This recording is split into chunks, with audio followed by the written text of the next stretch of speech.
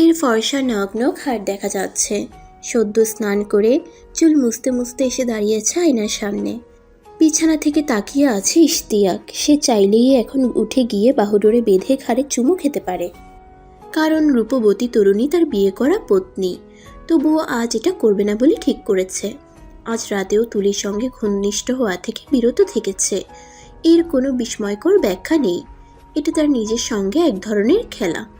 সে মাঝে মাঝে দূর থেকেও উপভোগ করতে চায় তুলিকে, যেন এই রূপবতী তরুণী তার স্ত্রী নয়, প্রণয়িনী, যেন পাশের বাসার জানালায় দাঁড়িয়ে থাকা রমণী, যেন গোসল শেষে কোনো বাসার ছাদে বালিকা কাপড় রোদে দিতে এসেছে, কিংবা চেয়ারে বসে ভেজা চুল শুকোতে মেলে বসে আছে।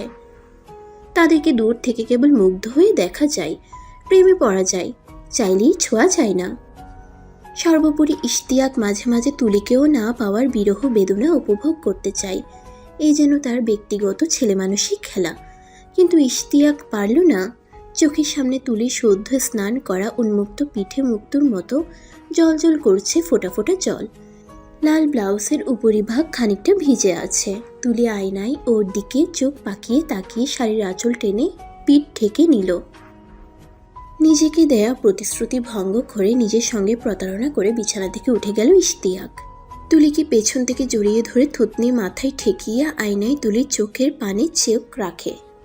চোখ নামিয়ে নেয় তুলি, যেন লজ্জা পেয়েছে নববধূ। মাথা থেকে শ্যাম্পুর মিষ্টি ঘ্রাণ নাক দিয়ে ঢুকে শরীরে রন্ধ্রে রন্ধ্রে ছড়িয়ে পড়ায় যেন প্রতিশ্রুতি ভঙ্গের দাবিতে দেহে মিছিল হচ্ছে। এটা কি শ্যাম্পুর নিজস্ব ঘ্রাণ? কৃতিত্ব কি তার? নাকি রূপবতীদের চুলে গিয়ে আরো মোহময় হয়, মহিমান্বিত হয়? ইশতিয়াকের নিজের সঙ্গে প্রতিশ্রুতি এখনো পুরোপুরি ভঙ্গ হয়নি। ক্ষীণ আশা আছে। সে কেবল মাথায় থুতনি ঠেকিয়ে দাঁড়িয়ে আছে। এমন প্রেমিক প্রেমিকারাও করতে পারে। তুলি, তোয়ালে দাও, আমি মুছে দিচ্ছি চুল। চুল কি ভেজা? মুছে নিয়েছি তো। ভালোভাবে মুছে দেই, দাও। তুলি তোয়ালে নেয়, চুল মুছে দেয়া শেষ করে মুঠো করে ঘাট থেকে সব চুল সরিয়ে সামনে নেয় ইশতিয়াক। বাহু ধরে বেঁধে নিয়ে ঠোঁট ছুঁয়ে দেয় উন্মুক্ত ঘাড়ে। ভেঙে ফেলে প্রতিশ্রুতি। তুলি গলায় কৃত্রিম বিরক্তি এনে বলল, ছাড়ুন তো। ইশতিয়াক অবাধ্য বর, সে ছাড়ে না। উল্টো তুলিকে টেনে ঘুরিয়ে চোখে চোখ রেখে বলে, খুব রাগ হয়েছিল শাড়ি পরনি বলে, অথচ এই ভোরে গোসল করে পড়ে আছো। তুলি পুনরায় মুচড়া মুচড়ি করে বলল, ছাড়ুন তো, আমি কারোর জন্য পড়িনি, এখন ইচ্ছে হয়েছে তাই পড়েছি। ছাড়ুন না প্লিজ, অনেক কাজ পড়ে আছে তো আমার। ইশতিয়াক না ছেড়ে ওর কোমর জড়িয়ে ধরে টেনে আরো ঘনিষ্ঠ হয়ে কানের কাছে গুনগুন করে বলল, প্রাণ চাই, চক্ষু না চাই। তুলি লজ্জায় লাল হয়ে বলল, হ্যাঁ বলছি আপনাকে, আমি সবেমাত্র গোসল করে এসেছি তো ঢং করতে। ছাড়ুন তো, ছাড়ুন বলছি।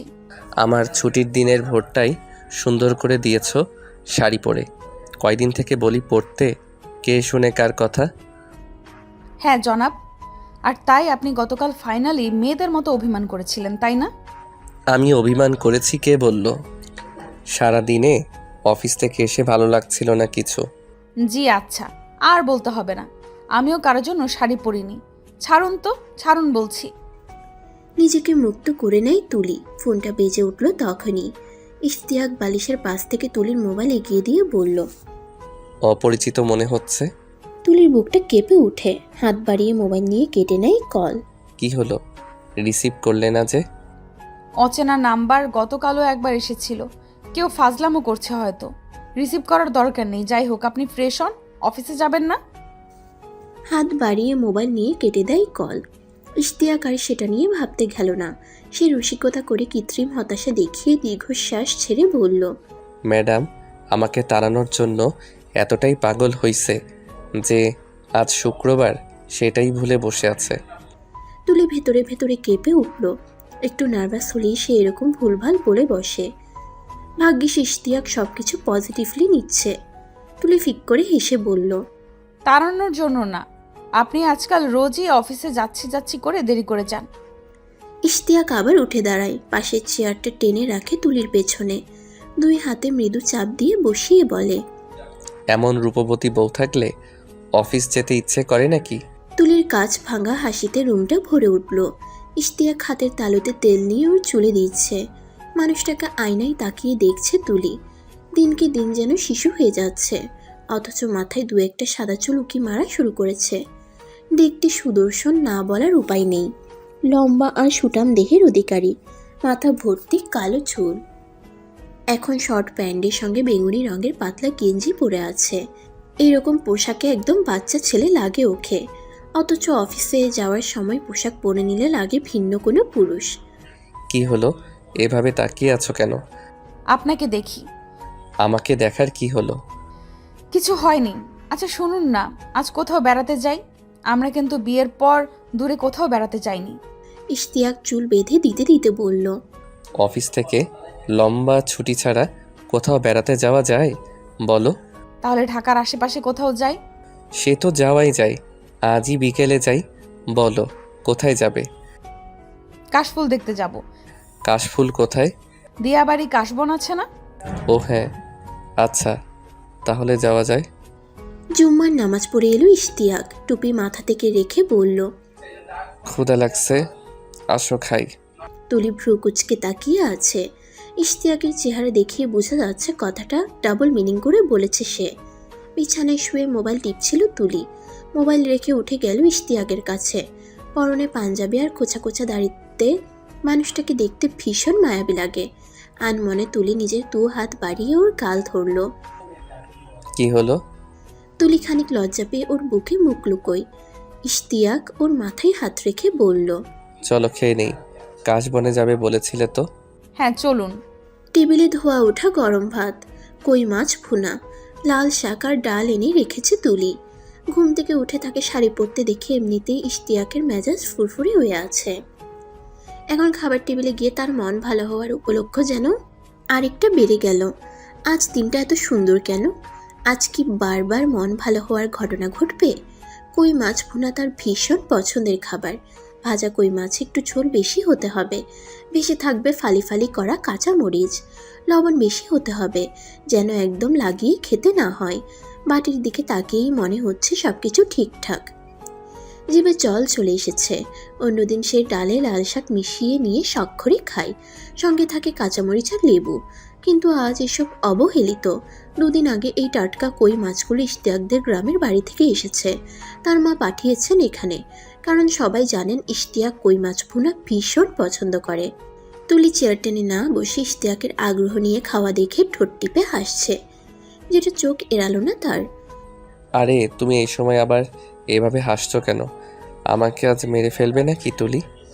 তুলি চেয়ার টেনে বসে হাতের মুঠোয় থুতনি ঠেকিয়ে বলল। কিভাবে হাসলাম? ঠোঁট টিপে। তো কি হয়েছে? খাওয়ার সময় এত ব্যাখ্যা করতে পারবো না তো, অন্যদিন বলবো। তুলি নির্লিপ্ত চেহারায় বলল। কাকে বেশি ভালোবাসেন, কই মাছ নাকি আমাকে? মহিলা মানুষের অদ্ভুত চিন্তাভাবনা। তোমাকে ভালোবেসে যা করি, কই মাছকে কি তা করতে পারবো? তোমার যা আছে, কই মাছের কি তা আছে? তুলি ফিক করে হেসে আবার নিজেকে সামলে নিয়ে বলল। তবুও বলুন। হ্যাঁ জানি তো, মহিলা মানুষের তবুও আরেকটা আছে, কই মাছকে খাওয়া যায়, তোমাকেও কি খাওয়া যাবে? আপনি এভাবে কথা বলছেন কেন? কিভাবে? কেমন রেগে রেগে? তুমি খাও তো? না খাবো না। তাহলে এভাবে তাকিয়ে থেকো না। কেন? এভাবে তাকিয়ে থাকলে অস্বস্তি লাগে। বলেন কি, কেন? এভাবে তাকালে যে অস্বস্তি লাগে জানো না? না তো। তুমি ধরো একা একটা রাস্তা দিয়ে হেঁটে যাচ্ছ, তোমার দুই হাতে কোনো ভ্যানিটি ব্যাগ নেই, কলম নেই, মানে হাতকে ব্যস্ত রাখার কিছুই নেই। আশেপাশে তাকিয়ে দেখে দেখে যাওয়ার মতো বিশেষ কিছু নেই। এই পরিবেশে তুমি হাঁটছ, আর কেউ খানিক দূর থেকে বসে তোমাকে দেখছে এবং সেটা তুমি বুঝতে পারছো। তখন কেমন লাগে জানো? এক ধরনের অস্বস্তি বোধ হয়। মানুষকে বিব্রত করার জন্য আগে এগুলো করতাম। মানুষকে না, বলুন মেয়েদেরকে একা পেলে এভাবে দেখতে। ইশতিয়াক তাকিয়ে দেখে তুলির মুখময় দুষ্ট হাসি ছড়িয়ে আছে। সে শাসনের ভঙ্গিতে বলল। এই তুমি কি খাবে না? একটু আগেই বললাম তো খাবো না। খাবে না কেন? এমনিতেই। চুপ, খাও তাড়াতাড়ি। তুলি অন্যদিকে মুখ ফিরিয়ে বলল। হাত কাটা। বলো কি, কিভাবে? এই তো আমার সতীন কই মাছগুলো কাটতে গিয়ে বুড়ো আঙুল কেটে গেল। এই জন্য খাচ্ছ না?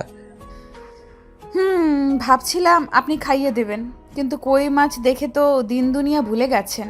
ইশতিয়াক পুরুষালী গলায় হেসে উঠল। তার হাতের প্লেট নিয়ে গেল তুলির পাশের চেয়ারে। চলো এক প্লেটেই খাই। আমি নিজে এক লোকমা খাবো, তোমাকে দেব এক লোকমা। জি না, আপনার খাওয়ায় সমস্যা হবে, থাক পরে খাওয়াবে, না হয় আমি চামচ দিয়ে খাই। দুটি দেহ একটি মন বলে প্রেমিক মহলে একটা কথা আছে না? হুম। আমাদের দুটি মুখ একটি পেট। তুলির কাঁচ ভাঙা হাসিতে পুরো ঘর ভরে উঠল। ইশতিয়াক এক লোকমা ভাত বাড়িয়ে দিল ওর দিকে। তুলি ইচ্ছা করে ভাত মুখে নিয়ে দাঁত দিয়ে মৃদু চাপ দিয়ে ওর আঙ্গুল ছাড়লো। আশ্চর্য, তুমি ভাতের সঙ্গে আমার আঙ্গুল খাবে নাকি? কেন, কি হয়েছে? কামড় দিচ্ছিলে যে। কামড় দেবো কেন আপনাকে? আমি বাচ্চা নাকি? ইশতিয়াক নিজে এক লোকমা খেয়ে ওর দিকে আবার বাড়িয়ে দেয়। তুলি এবার আরেকটু তীব্র করলো দাঁতের চাপ। আজ ফুটে উফ করে ছাড়িয়ে নেয় ইশতিয়াক। আবার কি? আমি মুখে ভাত দিয়ে যখন বের করে আনতে যাই, তখনই তুমি একটু চাপ দিয়ে দিয়ে আঙুল আনতে দিচ্ছ।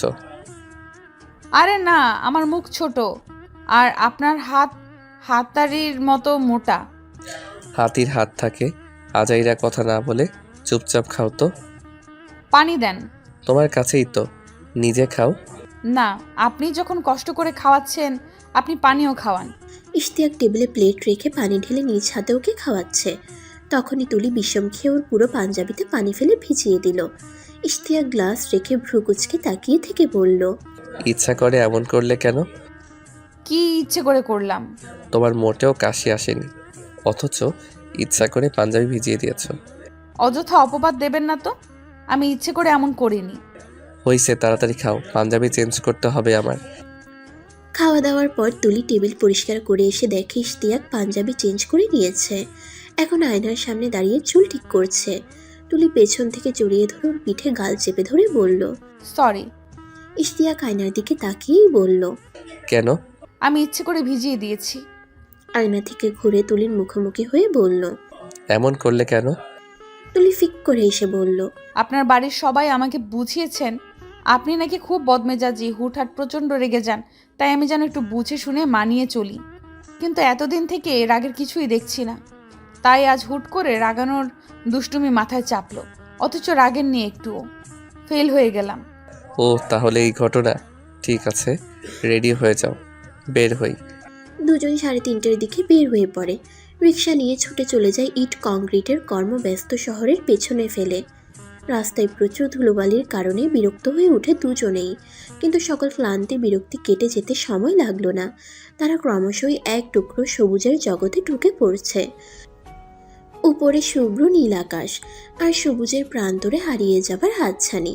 খানিক পর তারা পৌঁছে যায় দিয়া বাড়ির বটতলায়। তুলি মুগ্ধ হয়ে বলল, সুন্দর না? বিশাল বটগাছের দুই পাশে রাস্তা গেছে। এই জায়গাটার নামই বটতলা। এখানে অনেক নাটকের শুটিং হয়। ভাগ্য ভালো থাকলে তোমার তাহসান বাবুকেও পেয়ে যেতে পারো। হ্যাঁ, একদিন বলেছিলাম, সেটা মনে রাখছেন? আর একটু সামনে গিয়ে দেখা গেল মরা নদী। এটি তুরাগ নদীরই একটি শাখা। ইশতিয়াক আঙ্গুল দিয়ে দেখালো। এই যে নদীর দুই পার সংযোগ করছে সেতু, এটা উপরে উঠলে আঁকাবাঁকা নদীর নজর কাড়া সৌন্দর্য উপভোগ করা যাবে। আমি অনেক আগে এসেছিলাম কয়েকবার। সেখান থেকে দেখা যায় পরিত্যক্ত নৌকা, জাল ফেলে মাছ ধরছে জেলেরা। চলো যাই। রোদ যাক, পড়ে গেলে ভালো লাগবে। রিক্সা বিদায় করে তারা চলে এলো লেকের পাড়ে। লেকের বাঁধানো পার, উদাস হয়ে বসে থাকা ছাড়াও পা চালিত নৌকা নিয়ে ঘুরছে মানুষ। নদীর পার ঘেঁষে ছোট ছোট দোকান। একটাই বসে চা দিতে বলে হাত মুখ ধুয়ে নিল তারা। চা এনে দিল ছোট্ট একটা ছেলে। তুলি চায়ের কাপে চুমুক দিয়ে নদীতে বোট দেখে ফিসফিস করে বলল, চড়বো আপনার সঙ্গে। ইশতিয়াক মুচকি হেসে কানের কাছে ঠোঁট নিয়ে ফিসফিস করে বলল, আমি থাকতে নৌকা চড়বে কেন? তুলি দাঁত কটমট করে তাকিয়ে উড়ুতে খুশি মারল একটা। ইশতিয়াক ছোট্ট ছেলেটিকে ডেকে জিজ্ঞেস করলো, বোট ভাড়া কত? ঘন্টায় 200 টাকা। বেশি দূরে যাইয়েন না, আর এইখানে আবার বোট ভিড়াতে আইসান। আচ্ছা ঠিক আছে। দুজন চা খেয়ে দোকানে কথা বলে বোটের দিকে গেল। পা দিয়ে কিভাবে প্যাডেল নিয়ে চালাতে হবে দেখিয়ে দিল ছেলেটি। দুজন বোটে উঠে চড়তে গিয়ে মনে হলো হাঁসের পিঠে বসে আছে তারা। বোট দেখতেও অবিকল হাঁসের মতো, টলটলে স্বচ্ছ পানি, উপরে নীল আকাশ, নদীর পাড়ে চা ফুচকার দোকান। তুলির ডাক শুনে আকাশের দিকে তাকিয়ে বলল, ওয়াও, বিমান এত কাছ দিয়ে যাচ্ছে যে। হ্যাঁ, এখানে এলে এই দৃশ্য দেখা যায় প্রায়, কিন্তু সমস্যা হলো আমি তো বোট চালাতে পারছি না ভালোভাবে। বিমান তো আমাদের উদ্ধার করবে বলে মনে হয় না। তুলি চেহারা বিকৃত করে বলল, তাহলে মাঝখানে এলো কিভাবে নৌকা? প্রথম ধাক্কা আর বাতাসে এসেছে, এখন ঢেউয়ের সঙ্গে এদিক ওদিক যাচ্ছে। তুলির ফোনটা বেজে উঠল, তাকিয়ে দেখে সেই নাম্বার। কেটে দিল পলকে। কি হলো, রিসিভ করলে না যে? অপরিচিত নাম্বার। তুলির ভেতরে ভেতরে বোকামির জন্য নিজের উপরেই প্রচণ্ড রাগ হচ্ছে। তুলি নিজের উপর ভীষণ বিরক্ত হলো। সে এই নাম্বার এতক্ষণ থেকে ব্লক মারছে না কেন? ফোন সাইলেন্ট করে নাম্বারটি ব্লক দিতে আর দেরি করলো না তুলি। ইশতিয়াক এক আনাড়ি মাঝি, প্যাডেল দিয়ে ভুলভাল ঘোরাচ্ছে। বোট অন্যবারে এসে ঘাসের ঝোপঝাড়ের উপর আটকে গেছে। তুলি ওর অবস্থা দেখে খিলখিল করে হাসছে। এত হাসাহাসির কি আছে, আমরা এই পাড় দিয়ে উঠে যেতে পারি। কিন্তু ছেলেটি তো বলে দিয়েছে তাদের ঘাটে বোট দিয়ে যেতে। এক কাজ করি, আমি প্যাডেল দেই, আপনি ঘাস ধরে টানেন। পারবে? দেখি চেষ্টা করে। তুলি বসলো প্যাডেল দিতে। ইশতিয়াক এক হাতে বোট ধরে আরেক হাতে ঘাস টানছে, কিন্তু কাজ হচ্ছে না। এবার সে উঠে ভালোভাবে বসে ঘাসে বসে জোরসে টেনে ধরল। খানিক পরই ঘটল বিপত্তি। ঘাস ছিঁড়ে গিয়ে সে টাল সামলাতে না পেরে বাজেভাবে পড়ে গেল নদীতে। বোটও একটুর জন্য উল্টে যাচ্ছিল। তুলি হায় আল্লাহ বলে কোনোভাবে বোট শক্ত করে আঁকড়ে ধরে বেঁচে গেল। ইশতিয়াক পানিতে পড়েই সঙ্গে সঙ্গে তার মোবাইল মানিব্যাগ পকেট থেকে বের করে হাত উঁচিয়ে ধরল। তুলি তাড়াতাড়ি নাও, দেখো মোবাইল ঠিক আছে কিনা। তুলি মোবাইল হাতে নিতে নিতে বলল, আপনি উঠুন বোটে। পাগল নাকি? বোটে ভর দিয়ে উঠতে গেলে উল্টে যাবে। এই নাও, জুতা রাখো। ভাগ্য ভালো কেটস পরিনি। তাহলে কি করবে এখন? আমরা এদিকে উঠে যাই, ওদের বললে নিজেরা নেবে এসে। এখান থেকে ঘুরে ওদের কাছে যাওয়াটা অনেক সময় লাগবে, তার চেয়ে আমি সাঁতরাই আর নৌকা টানি। কিন্তু এইভাবে তো আপনার অনেক কষ্ট হয়ে যাবে। সমস্যা নেই, আসো। ইশতিয়াক এক হাত দিয়ে নৌকা ধরে আছে, আরেক হাতে টানছে। খানিক পরপর জিরা নিচ্ছে। মাঝামাঝি গিয়ে আর পারল না সে, হাঁপিয়ে গেছে ভীষণ। তুলি, তুমি দেখো আস্তে আস্তে প্যাডেল দিতে পারো কিনা। আমি পেছন থেকে ঠেলে ঠুলে বোট সোজা রাখবো। আচ্ছা, পারবো। কথাটি বলে তুলি ভ্যানিটি ব্যাগে মোবাইল মানিব্যাগ ঢুকিয়ে গলায় ঝুলিয়ে নেয়। আসনে বসে আস্তে আস্তে প্যাডেল দিতে শুরু করে। যাচ্ছে তো, আপনি ঠিক আছেন? হ্যাঁ, তবে আমিও পা দিয়ে সাঁতার কেটে বোট সোজা রাখছি। শুধু পা দিয়ে সাঁতার কাটা যায় বুঝি? হ্যাঁ, মানুষ পা দিয়ে সাঁতার কাটতে পারে, কিন্তু এভাবে সামনে এগুলেও মাথা ডুবে যায়। তাহলে আপনি ভেসে আছেন কিভাবে? বোটে ধরে আছি। আর এত কথা বলো কেন? আমার কথা বললে মুখে পানি ঢুকে যায়। প্যাডেল বন্ধ করে তুলি কাঁচ ভাঙা হাসিতে ফেটে পড়ে। ইশতিয়াক হাঁপাতে হাঁপাতে বলল, হাসছো কেন? তুমি মজা পাচ্ছ নাকি? হ্যাঁ। হ্যাঁ মানে? আজাইরা কথা না বলে প্যাডেল দাও। তুলি প্যাডেল বন্ধ করে বলল, দেব না, দিলে তো তাড়াতাড়ি চলে যাব। আমি কিন্তু বোট ডুবিয়ে দেব তুলি। এটা ভাড়া বোট। তুমি তো ভাড়া নাও, টান দিয়ে ফেলে দেব। তুলি ওর কথায় মনোযোগ না দিয়ে সেলফি তুলতে শুরু করে। ক্যামেরা এদিক ওদিক করে ঠিক করে ইশতিয়াককে ধরিয়ে তোলার জন্য। তুলি, ভালো হচ্ছে না কিন্তু। আরে স্মৃতি হিসেবে থাকবে তো। ইশতিয়াক বোট থেকে হাত ছেড়ে ডুব দিয়ে অনেকটা দূরে গিয়ে ভেসে উঠে বলল, আমি সাঁতার কেটে চলে যাচ্ছি, তুমি একে একে আসো এবার। তুলি আতকে উঠে মোবাইল ভ্যানিটি ব্যাগে রেখে হাঁক ছাড়ে। কিন্তু আমাকে নিয়ে যান মাঝি। তোমার চেহারায় এখনো দুষ্টামির হাসি। কান ধরে বলো, তাহলে নেব এসে। শুনুন, এই পৃথিবীতে শুধু আপনার আমার না, আশেপাশে অনেক লোক আছে। নদীর পাড় থেকে স্টল থেকে তাকাচ্ছে। লোক সম্মুখে আপনার বউ কান ধরবে বলুন? ইশতিয়াক কথাগুলো শুনে হেসে ফেলায় পানি মুখে গিয়ে ভীষণ খেলো। তারপর পুনরায় বলল, কিন্তু তুমি এখনও দুষ্টামির ধান্দায় আছো? কাতর হয়ে বলো, তবেই নেব। আপনি কি পাথর?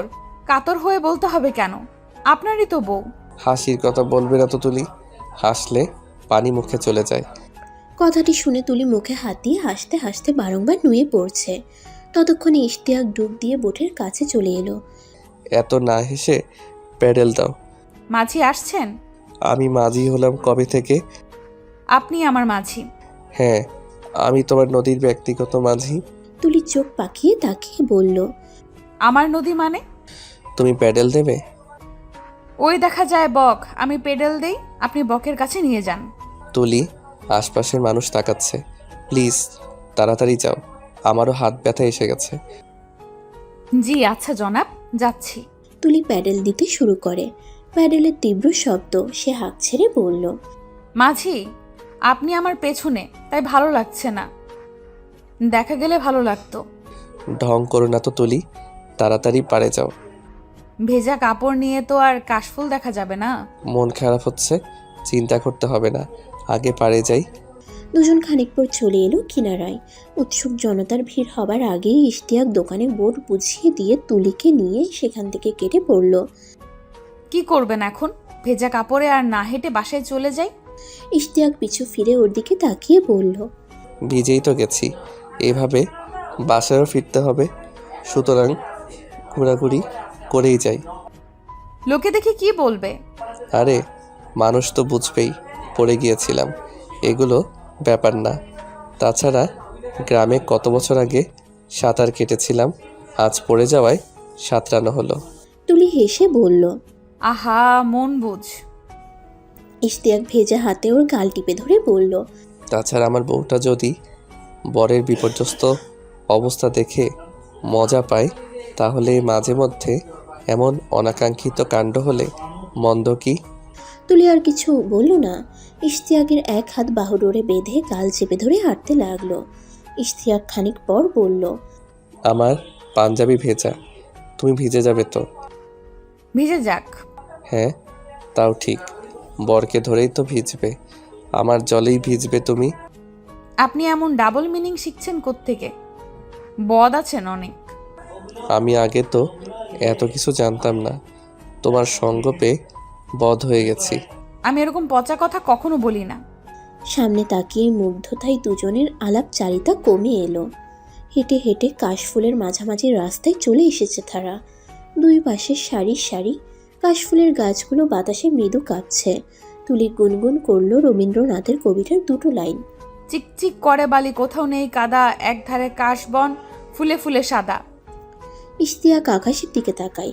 সাদা সাদা নরম মেঘের ফাঁক গলে কাশবনে ঝরে পড়ছে রোদ। নিচে যত দূরে চোখ যায় দৃষ্টি জুড়ে শুধু কাশফুল আর কাশফুল। বিস্তীর্ণ এলাকা যেন শুভ্রতার চাদরে মোড়া এক অপরূপ সৌন্দর্যের রাজ্য। কেমন লাগছে তুলি? ভালো, তবে ছবির মতো নয়। ইশতিয়াক খানিক হেসে বলল, চলো ওই দিকে যাই, দেখি পাঞ্জাবি খুলে চিপে দেওয়ার মতো আড়াল পাই কিনা।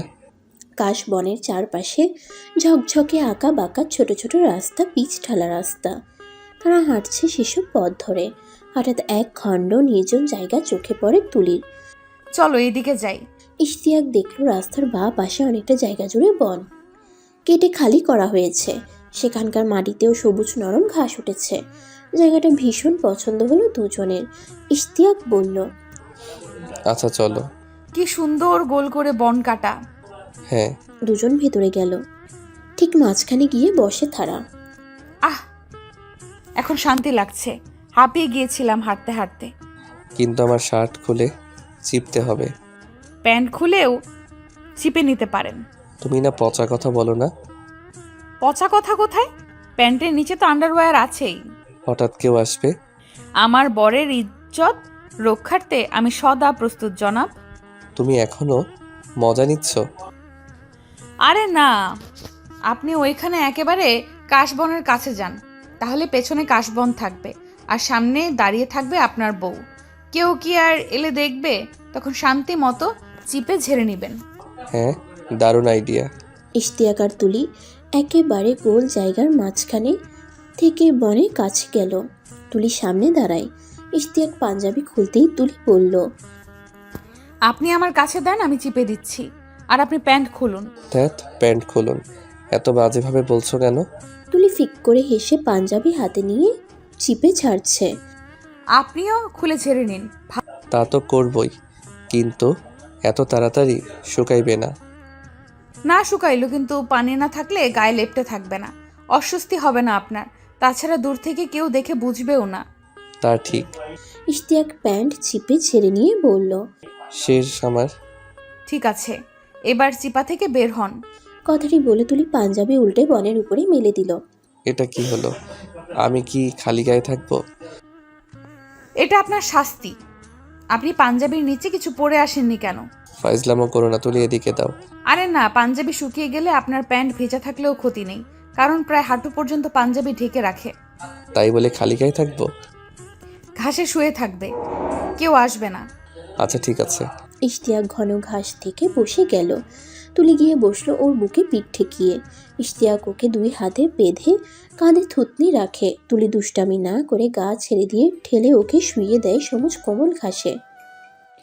কাশফুলের গাছগুলো যেন তাদেরকে জনমানব থেকে বিচ্ছিন্ন করে রেখেছে। তুলি পাশে শুয়ে ইশতিয়াকের বুকে হাত রাখে। ফর্সা চ্যাপটা বুক, কোমল কিছু কালো লোম। তুলি ওর কানের কাছে মুখ নিয়ে ফিসফিস করে বলল। জানেন, আমার সবচেয়ে ভালো লাগে আপনার বুক। তাই নাকি? হুম।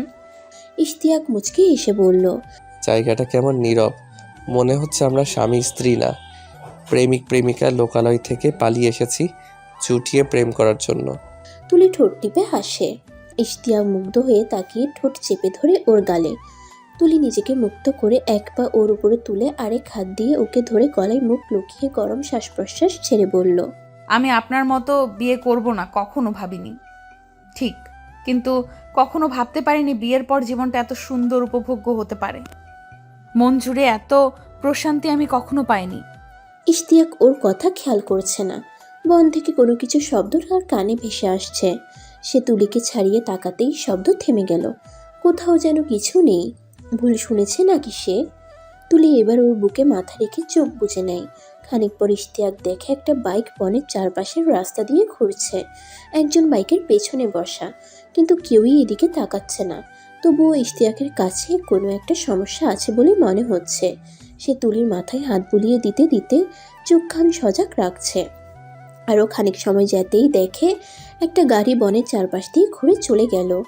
চারিদিকে আবার পিন পতন নীরবতা। তুলি চুপচাপ শুয়ে আছে বুকে। আবার পেছনের বনে পায়ের শব্দ। ইশতিয়াক আবার তাকিয়ে কিছুই দেখতে পায় না।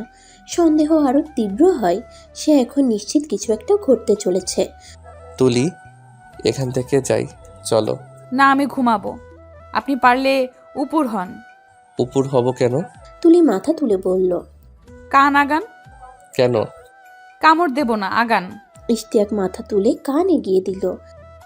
আপনার পিঠও আমার প্রিয়। পিঠে গাল চেপে ধরতে ভালো লাগে, শুয়ে থাকতে ভালো লাগে। ইশতিয়াক মাথা তুলে এদিক ওদিক তাকিয়ে বলল। জায়গাটা ভালো না মনে হচ্ছে তুলি। অবাক হয়ে তাকিয়ে বলল। বাবা, ভূত পেতনি আছে না এখানে? আরে তা না, এখানে এভাবে বন কেটে রেখেছে কে? এটা কোনো ফাঁদ হতে পারে। বলছে আপনাকে। এই জন্য ওই গোয়েন্দা আর থ্রিলার বই এইসব না পড়াই ভালো। প্রেমের বই পড়লে এত সুন্দর জায়গায় এসব ভাবতেন না। ইশতিয়াক মুচকি হেসে এক হাত তুলির পিঠে রেখে কপালে চুমু খেল।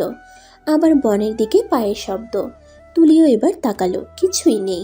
ইশতিয়াক আর দেরি না করে বলল। উঠে পড়ো, এখান থেকে বের হব। তুলি ভয়ে ঢোক গিলে বলল। ভূত আছে নাকি? ইশতিয়াক হেসে বলল।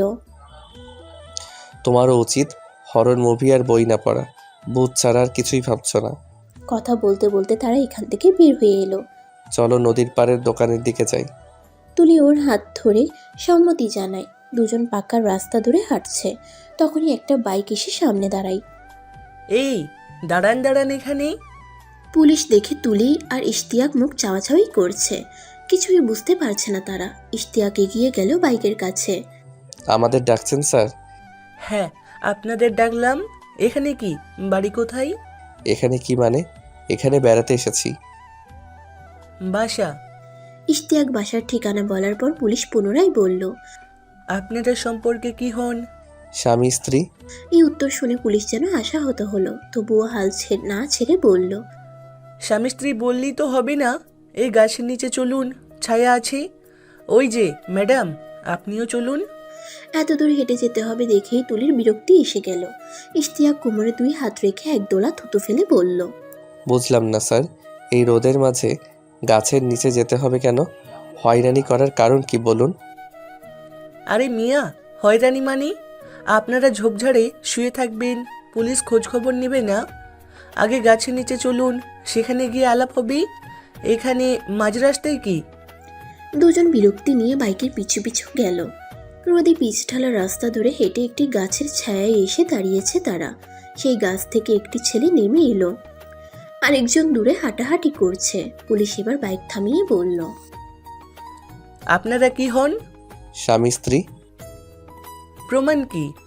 ইশতিয়াক আর মেজাজ ধরে রাখতে পারল না। ধরুন, আমরা স্বামী স্ত্রী না, আমরা প্রেমিক প্রেমিকা। এখন সমস্যা কি হয়েছে? এই দেশে কি প্রেমিক প্রেমিকা কোথাও বেড়াতে যেতে পারবে না? বেড়াতে যেতে পারবে তাই বলে ঝোপঝাড়ে কি? প্রেমিক প্রেমিকা হলে ঝোপঝাড়ে যেতেই পারে, পাবলিক প্লেসে কি চুমাচুমি করবে? এসব জায়গায় অর্থনৈতিক কাজ হয়। আপনার কাছে আমরা দুজনের কেউ অভিযোগ করেছি, এখানে জোরাজুরি কিছুই হয়নি। এত কথা নেই, আপনারা বিবাহিত হলে কাগজ দেখান, পরকীয়াও করতে পারেন। ইশতিয়াক তাকিয়ে দেখে পাশের ছেলেটা তুলিকে দূরে নিয়ে নানান প্রশ্ন শুরু করেছে। তুলির মোবাইলও দিতে বলছে তাকে। সে বিস্মিত হয়ে বলল, আপনি আইনের লোক, কিন্তু এই ছেলেকে, সে ওকে বিরক্ত করছে কেন? মোবাইল চাচ্ছে কেন? পুলিশ বাইকে ভালোভাবে হেলান দিয়ে বসে বলল, সমস্যা নেই, ও আমাদের লোক, আপনি কাগজপত্র দেখান। মানুষ কি কাগজপত্র সাথে নিয়ে ঘুরে? সবচেয়ে বড় কথা, আমরা স্বামী স্ত্রী না হলেই বা সমস্যা কি? দুটা ছেলে মেয়ে কি বেড়াতে আসতে পারে না? বুঝেছি, আপনারা বিবাহিত না, প্রেমিক প্রেমিকা মনে হচ্ছে। ইশতিয়াক রেগে গিয়ে বলল, হ্যাঁ, প্রেমিক প্রেমিকা, তাতে হয়েছেটা কি? প্রেমিক প্রেমিকা হলে এখানে যে এসেছেন, দুজনের পরিবার কি জানি? দূরে সেই তৃতীয় ব্যক্তিও তাদের কাছে এলো। ইশতিয়াক আঙ্গুল দিয়ে কপালের ঘাম মুছে বলল, প্রেমিক প্রেমিকা কি মা বাবাকে জানিয়ে সব জায়গায় যায়? পুলিশ এবার যেন দুর্বলতা খুঁজে পেল। মুচকি হেসে বলল, আমরা সেক্ষেত্রে দুজনের পরিবারের কাছে কল দিয়ে জানাই, নাম্বার দিন অভিভাবকের। আপনি এটা কেন করবেন? একটা পরিবারের কাছে পুলিশ কল দিলে তো এমনিতেই ওরা বাজে কিছু ভেবে ভয় পাবে। সাধারণ বিষয় আপনি বড় করবেন কেন? সাধারণ কিভাবে? আপনি মা বাবাকে না জানিয়ে ঝোপঝাড়ে যাবেন, এটা কি অন্যায় নয়? আমরা কি বাচ্চা ছেলে মেয়ে? সব কিছু মা বাবাকে জানিয়ে আমাদের করতে হবে কেন? তাছাড়া মা বাবা কি লুকিয়ে? বাচ্চারাও তো অনেক কিছুই তো করে, খেলায় যায়, ঠান্ডায় আইসক্রিম খায়, অনেকে সিগারেট খায়, স্কুল পালায়। অন্যায় হলেও এসবের সঙ্গে পুলিশের সম্পর্ক কি? তৃতীয় লোকটা এবার ইশতিয়াকের হাত ধরে দূরে টেনে নিয়ে বলল, আরে ভাই, আপনি বোকা নাকি? এসব ঝামেলায় যাচ্ছেন কেন? থানায় নিবে, পরিবারের মানুষ ডাকবে, এর চাইতে 10-12 হাজার টাকা দিয়ে কেটে পড়ুন। ইশতিয়াক মুচকি এসে বলল, জানতাম তোমাদের এসব ধান্দা। সে আবার পুলিশের কাছে এসে বলল, এই পোশাক পরে ব্ল্যাকমেলের কাজ করেন। যাই হোক, কোনো টাকা পয়সা পাবেন না। আপনি যা ইচ্ছা করেন, থানায় নিতে হলে নেন। আর গাছের উপর থেকে ভিডিও করিয়েছেন তো, পারলে সাংবাদিক ডাকেন, রিপোর্টার এনে চ্যানেলে লাইভ দেখান। আমার দরকার লোকজন জানানো। আর আমরা বিবাহিত কিনা তার কাগজ দেখাতে পারবো না। আমরা বিবাহিত না। এবার কি করবেন করুন। পুলিশ খানিকটা থমথমে খেয়ে গেল। তাকে রক্ষা করলো তুলির সঙ্গে কথা বলা ছেলেটি। ফিসফিস করে এসে কি যেন বলল। পুলিশের চেহারায় হাসির ঝলক। পুলিশ ছাড়াও অন্য 2 ছেলে ফিসফিস করে কথা বলতে শুরু করলো। ওরা কিছু একটা তুলির কাছে পেয়েছে। 3 জনকেই খুশি খুশি দেখা যাচ্ছে। ইশতিয়াকের কানেও এলো ওদের কিঞ্চিত কথাবার্তা। হলুদ গেঞ্জি পরা ছেলেটি যে তুলির সঙ্গে কথা বলেছে সে বলল, মেয়েটির সঙ্গে টাকাই নাই, ওকে ব্ল্যাকমেল করে তেমন লাভই হবে না। পরে তো পাবো। মেয়েটির ফোন থেকে সব কিছু আমাদের মোবাইলে নিয়ে রাখি। ওর জামাইকে দেখাই, তাকে ব্ল্যাকমেল করলে টাকা মিলবে। আরে না, তাতে জামাই বউয়ের মাঝে ঝামেলা হবে, আমরা টাকা পাবো কিভাবে? তাও ঠিক। আচ্ছা, বউকে আরও প্রেশার দিয়ে রাখি আর জামাইয়ের নাম্বার রাখি। তৃতীয় ব্যক্তি মাথা নেড়ে সম্মতি জানায়। ইশতিয়াক পুরোপুরি কোনো কিছু বুঝতে পারছে না। তুলির দিকে তাকায়, খুবই বিপর্যস্ত দেখাচ্ছে ওকে। হলুদ গেঞ্জি পরা ছেলেটি এগিয়ে এসে তাকে বলল, আপনার নাম্বারটা দিন, কিছু জরুরি কথা আছে, পরে যোগাযোগ করব। আপনার ভালোর জন্যই বলছি। ইশতিয়াক আমতা আমতা করে নাম্বার দিয়ে দিল। তুলির ভয়ে হাত পা কাঁপছে, বুক ধরফর করছে। এইসব কি হচ্ছে সে কিছুই বুঝতে পারছে না। ছেলেটি কে? তাকে একটা নাম্বার থেকে কদিন আগে কল দিয়ে ছলনাময়ী আমার জীবন নষ্ট করেছিস এমন অনেক এলোমেলো কথা বলে অভিযোগ করেছিল। এমনভাবে কথা বলেছে তুলি নিজেই ভয় পেয়ে যায়, যেন সব কিছুই সত্য বলছে। কেউ শুনলে ভাববে আসলেই সে ছেলেটির সঙ্গে এমন কিছু করেছে। আজ সকাল থেকে কল রিসিভ করেনি, নাম্বারও ব্লক দিয়েছে। যখন হলুদ গেঞ্জি পরা ছেলেটির হাতে মোবাইল দিয়েছিল ঠিক তখনই দেখে অন্য নাম্বার থেকে অনেকগুলো কল এসেছে। মোবাইল সাইলেন্ট থাকায় সে বুঝতে পারেনি কলের সঙ্গে একটা মেসেজও এসেছে। হলুদ গেঞ্জি পরা ছেলেটি তুলির হাত থেকে ফোন নিয়ে মেসেজে ক্লিক করে। কল রিসিভ করছো না কেন? আমাকে না চেনার অভিনয় করা বন্ধ করো। তোমার হোয়াটসঅ্যাপে কিছু ছবি আর ভিডিও পাঠিয়েছি, দেখো। এসব কি ভুলে গেছো? মেসেজ দেখে তুলি নিজেই আতকে ওঠে। হোয়াটসঅ্যাপে আবার কি পাঠাবে, তাও এই জঘন্য লোকদের হাতে পড়বে। ততক্ষণে হলুদ গেঞ্জি পরা ছেলেটি ডাটা অন করে হোয়াটসঅ্যাপে ঢুকে সব পেয়ে যায়। তুলির ভাবনায় ব্যাঘাত ঘটায় তৃতীয় ব্যক্তি। ম্যাডাম, কিছু টাকা পয়সা দিয়ে এখানেই মিটমাট করে দিন, আপনার হাজব্যান্ডকে কিছুই জানানো হবে না। ম্যাডাম, হলুদ গেঞ্জি পরা যে ছেলেটিকে দেখছেন সে কিন্তু খুবই খারাপ, আপনার হাজব্যান্ডকে সব বলে দিতে পারে। কিছু টাকা পয়সা দিয়ে মিটমাট করে নিন, ছবি আর ভিডিওগুলো এক্কেবারে ফকফকা। আপনার জামাই দেখলে যতই যা বলেন কাজ হবে না, সংসার কিন্তু এক্কেবারে শেষ। তুলি দুই হাতে মুখ ঢেকে নিজেকে সামলাচ্ছে। যা করার দ্রুত করতে হবে। এই ছবি আর ভিডিওগুলো ইশতিয়াকের কাছে কোনোভাবে যেতে দেওয়া যাবে না। তার সঙ্গে গভীর ষড়যন্ত্র চলছে, আর এরা টাকাও না পেলে ঝামেলা করবে। ইশতিয়াককে তো দেখাবেই, পারলে নেটে দিয়ে দুনিয়ার মানুষকে দেখিয়ে ছাড়বে। সে এখন কি করবে? টাকাই দেবে। আগে এখান থেকে ঝামেলা চুকিয়ে যাওয়া যাক, বাকি সব পরে ভেবে দেখবে। তুলি ইশতিয়ার দিক থেকে পাশ ফিরে লুকিয়ে ভ্যানিটি ব্যাগ থেকে সকল টাকা বের করে দিয়ে বলল, ভাই আমার সঙ্গে যা ছিল দিয়ে দিয়েছি, এখানে কত টাকা তাও জানি না, দয়া করে এবার যেতে দিন। ছেলেটি টাকায় মুঠো নিয়ে হলুদ গেঞ্জি পরা ছেলেকে ডেকে আড়ালে নিয়ে গেল। দুজন ফিসফিস করে কথা বলছে। পুলিশ বাইকে বসে সিগারেট টানছে। ইশতিয়াককে ডেকে কাছে নিয়ে বলল, আরে ভাই, এই ছেলেরা এখানকার লোকাল, আমাকে কল দিয়ে এখানে এনেছে। অর্থনৈতিক কাজ হচ্ছে বলে ওরা বোধহয় হয় ভিডিও টিডিও করেছে। তো করলে সমস্যা কি? আমরা তেমন কিছুই করিনি।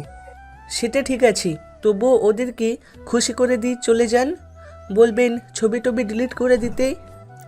ইশতিয়াকের ইচ্ছা করছিল বলতে, ছবি টবি ডিলিট করাবেন আপনি, আর আমি অকারণে টাকা দেব কেন? কিন্তু সে আর ঝামেলা করতে চাইছে না। অনেক হয়েছে। তুলিরও বিপর্যস্ত চেহারা, ক্লান্ত লাগছে। এরা সহজে যেতে দেবে না। সে 500 টাকা বাড়িয়ে দিল পুলিশের দিকে। আরে ভাই, আমার কাছে না, ওদেরকেই দেন, তবে আরও 500 দেন।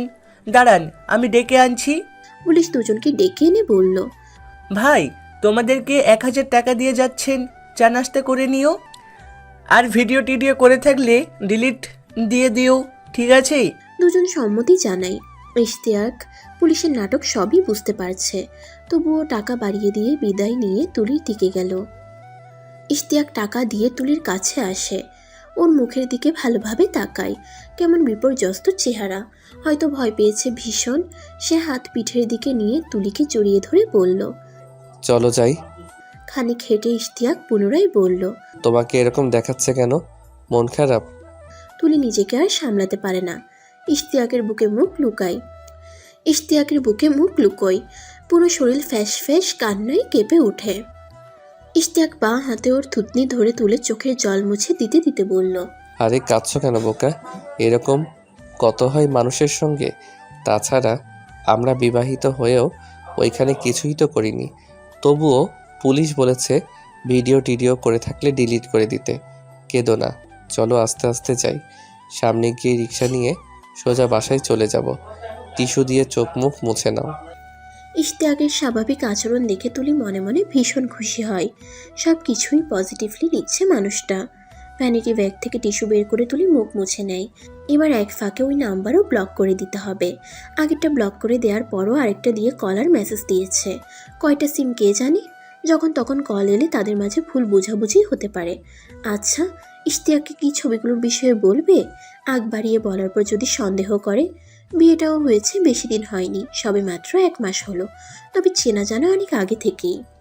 তখন মুগ্ধা তাদের বাসায় ইশতিয়াক ভাড়াটিয়া হিসাবে উঠে। পড়ালেখা শেষ করে একটা প্রাইভেট কোম্পানিতে চাকরি করছিল। নিজের পরিবারের সঙ্গে তার সবসময় ঝামেলা লেগে থাকে, কারোর সঙ্গে বনিবনা হয় না, এখনও তেমন নেই। এটাই মূল সমস্যা কি না? আরও কিছু আছে তুলি জানে না। ব্যাংকে চাকরি হওয়ার পর মা বাবাকে দিয়ে বিয়ের প্রস্তাব দেয় ইশতিয়াক। তুলিও রাজি হয়ে যায়। খুবই ঘরোয়া পরিবেশে বিয়েটা হয়। বলতে গেলে ইশতিয়াকই এত আয়োজন চাইনি। বিয়ের সময় ইশতিয়াকের বাবা মা উপস্থিত ছিলেন। বিয়ে শেষে সোজা নিজের ফ্ল্যাটে নিয়ে আসে ইশতিয়াক। তার মা বাবাও ছেলের কথার বিরুদ্ধে যাননি। কেন যেন ওরা ইশতিয়াককে নিজের মতো থাকতে দেন, কোনো কিছুতে ঘাটাতে যান না। এর পুরোপুরি কারণ তুলি বের করতে পারেনি। কেবল ওরা বলেছিল, বৌমা, আমাদের ছেলেটা হুটহাট অনেক বেশি রেগে যায়, তুমি মানিয়ে নিও মা। তার মানে ওরা হয়তো ইশতিয়াককে কিছুটা ভয়ও পায়। কি হলো, এত চুপচাপ কেন? ইশতিয়াকের প্রশ্নে তুলি ভাবনার ভুবন থেকে বাস্তবে ফিরে আসে। না কিছু না। মন খারাপ? না, শুধু একটু ক্লান্ত লাগছে। এই তো রাস্তায় চলে এসেছি, একটা রিক্সা নিয়ে সোজা চলে যাব। ইশতিয়াক রিক্সা ডেকে আনে। দুজন রিক্সায় উঠে বসে। ওর পিঠের দিকে হাত নিয়ে জড়িয়ে ধরেছে ইশতিয়াক। তুলিও কাঁধে মাথা রেখে, কিন্তু আশেপাশে কিছুই যেন দেখছে না, শব্দ কানে আসছে না। মাথায় কেবল উপর্যুপরি চিন্তার ঝড় বইছে। অচেনা নাম্বারের ছেলেটি আসলে কে? তাকে চেনে কিভাবে? নাম্বারই বা পেল কোথায়? আর তার সঙ্গে অন্তরঙ্গ ছবি, লিপকিসের ভিডিও, এগুলো কিভাবে সম্ভব? যে ছেলেকে চেনেই না তার সঙ্গে নিজের এমন ছবি কিভাবে? নিশ্চয়ই এডিট করা। তার তো আর স্মৃতিশক্তি লোপ পায়নি যে অতীত ভুলে গেছে। কেউ চাচ্ছে হয়তো ইশতিয়াকের সঙ্গে তার সুখের সংসার ভেঙে যাক। ছেলেগুলোকে যেহেতু টাকা দিয়েই এসেছে, ওদের দিক শেষ। সুতরাং বিষয়টি আপাতত ইশতিয়াককে না জানানোই ভালো। সম্পর্কে সেদে সেদে তৃতীয় পক্ষ ঢোকানোর মানেই হয় না। ওই লোকাল 2টা ছেলে কিসব বলাবলি করলো? ইশতিয়াকের প্রশ্নে তুলি ভেতরে ভেতরে কেঁপে ওঠে। কি বলেছে? আমি পুরোপুরি শুনিনি। তোমাকে কিসের জন্য ব্ল্যাকমেল করতে চাইছিল? তুমি নাকি টাকা নেই বলেছো, এসব দূর থেকে শুনলাম। তুলি স্বস্তির নিঃশ্বাস নেয়। তার মানে ইশতিয়াক বিষয়টি ভালোভাবে বোঝেনি। হ্যাঁ, ওরা টাকা চাইছিল, বলল আমরা কি করেছি সব ভিডিও আছে, আমি টাকা দিলে এগুলো ডিলিট করে দিবে। আমরা কি এমন করেছি বলো? তাদের কেন ভয় পেয়ে টাকা দেব? তাই বলেছে আমার কাছে টাকা নেই। ভালো করেছো, সবগুলোই দান্দাবাজের দল। তুই বোর হচ্ছ দেখে ঝামেলা মিটমিট করে চলে এলাম, না হয় দেখতাম কিভাবে টাকা নেয়। তুলি আরেকটু ঘনিষ্ঠ হয়ে বসে বলল, থাক, ঝামেলা না করাই ভালো হয়েছে। খানিক দূরে যেতেই রাস্তায় জ্যাম। রিক্সা থেমে আছে অনেকক্ষণ। তুলি ওর কাঁধে তন্দ্রাচ্ছন্ন হয়ে চোখ বুঝে মাথা রাখে। পাশেই ফুচকা ও বাদামওয়ালা দেখে ইশতিয়াক হাত ইশারায় ডেকে ফুচকা এবং বাদাম নেয়। তুলি কিছুই বুঝতে পারছে না, সে হয়তো ঘুমিয়েই গেছে। ইশতিয়াক এক হাতে তাকে বেঁধে রেখেছে। বাসায় পৌঁছাতে তাদের সন্ধ্যা হয়ে গেল। তুলির মাথা ভীষণ ভার ভার লাগছে, তাই এসেই ফ্রেশ না হয়ে বিছানায় শুয়ে গা ছেড়ে দেয়। ইশতিয়াক ফ্রেশ হয়ে এসে বলল, শুয়ে থাকো, কিন্তু অসময়ে ঘুমিয়ে যেও না। আমি কফি জাল দিয়ে নিয়ে আসছি। তুলি মাথা নেড়ে সম্মতি জানায়। লোকটা এত যত্ন নেয়, দিনকে দিন ভীষণ মায়ায় জড়িয়ে গেছে। ইশতিয়াক রুম থেকে বের হয়ে রান্নাঘরের দিকে যেতেই তুলির মনে পড়ে যায়। ফোনটা হাতে নেয়। প্রথমে ওই নাম্বার ব্লক করে, তারপর হোয়াটসঅ্যাপে গিয়ে ক্রোধে লিখে, তুই এইসব পিক আর ভিডিও এডিট করেছিস কেন? কোন গরুর বাচ্চারে তুই? তোরে যে বললাম চিনি না, তারপরেও কল দেস কেন? বাসায় কি মা বোন নাই? আমি একজন বিবাহিত মেয়ে, আগেই বলেছি। তোকে চিনিও না, তারপরেও কেন মেসেজ আর কল দিয়েছিস? আবার আমার পিক এডিট করে পাঠিয়ে ভয় দেখাচ্ছিস, কুকুরের বাচ্চা। তোর নামে মামলা করব আমি, জেলের ভাত খাওয়াবো। আগের নাম্বার ব্লক দিচ্ছি, এখন আরেক নাম্বার দিয়ে জ্বালাচ্ছিস। আর কখনো মেসেজ দিবি না বললাম। মেসেজটা সেন্ড করে ব্লকে দেয় নাম্বার। রাগে এখন রীতিমতো তুলির শরীর কাঁপছে। আজ কেমন বিপদেই না পড়েছিল এই অচেনা নম্বরটার কারণে। খানিক পরেই ট্রে করে কফি নিয়ে এলো ইশতিয়াক। এই যে ম্যাডাম, অবেলায় ঘুমানোর দরকার নেই, চলো বেলকনিতে বসে কফি খাই। উঠতেই ভালো লাগছে না। ইশতিয়াক মুচকি এসে বলল। আচ্ছা শুয়ে থাকো। কথাটি বলে সে ট্রে নিয়ে ব্যালকনিতে যায়। সেখানে দুটো চেয়ার আছে। জায়গাটা ছোট্ট হলেও বসতে ভালো লাগে, মন ফুরফুরে হয়ে যায়। এখান থেকে রাতের আকাশ দেখতে দারুণ লাগে। নিচে তাকালেও পাড়ার বাসাগুলোর জানালার ফাঁক গলে রাতের তারার মতো বিন্দু বিন্দু আলো উকি দেয়। ইশতিয়াক ট্রে রেখে তুলির পাশে গিয়ে বসে। তুলি ওর হাতটা গালে চেপে ধরে তাকায়। মানুষটা এত যত্ন করে, ভালোবাসে, ওকে কখনো হারাতে পারবে না তুলি। হাজার রাগী হোক সে মানিয়ে নেবে। কি হলো ম্যাডাম, এভাবে তাকিয়ে না থেকে উঠো। কথাটি বলে ইশতিয়াক মাথার দিকে হাত নিয়ে আস্তে করে তুলে আরেক হাত হাঁটুর দিকে নিয়ে পাজাকোলা করে কোলে নেয়। তুলি আবার কাঁচ ভাঙা হাসিতে ফেটে পড়ছে। ইশতিয়াক তাকে বুকের সঙ্গে আরো চেপে ধরে পড়ল। এভাবে হাসলে খেয়ে ফেলতে ইচ্ছা করে। তুলি ওর কাঁধে মুখ লুকিয়ে ফিসফিস করে বলল। আমার এত ভাগ্য ভালো কেন আমি ভেবে পাই না। কি করে আপনার মতো বর পেলাম? বাব্বা, তাই? জি, তবে আমার প্রায় মনে হয় এই সুখ আমার চিরস্থায়ী হবে না। তা কেন? জানি না, অবচেতন মন বলে। ব্যালকনিতে এসে ইশতিয়াক তাকে চেয়ারে বসায়। তুলি রসিকতা করে বলে। আপনার কোলেই ভালো লাগছিল, শরীরের উষ্ণতায় কেমন ওম ওম লাগে। ইশতিয়াক ওর হাতে কফির কাপ তুলে দিয়ে বলল।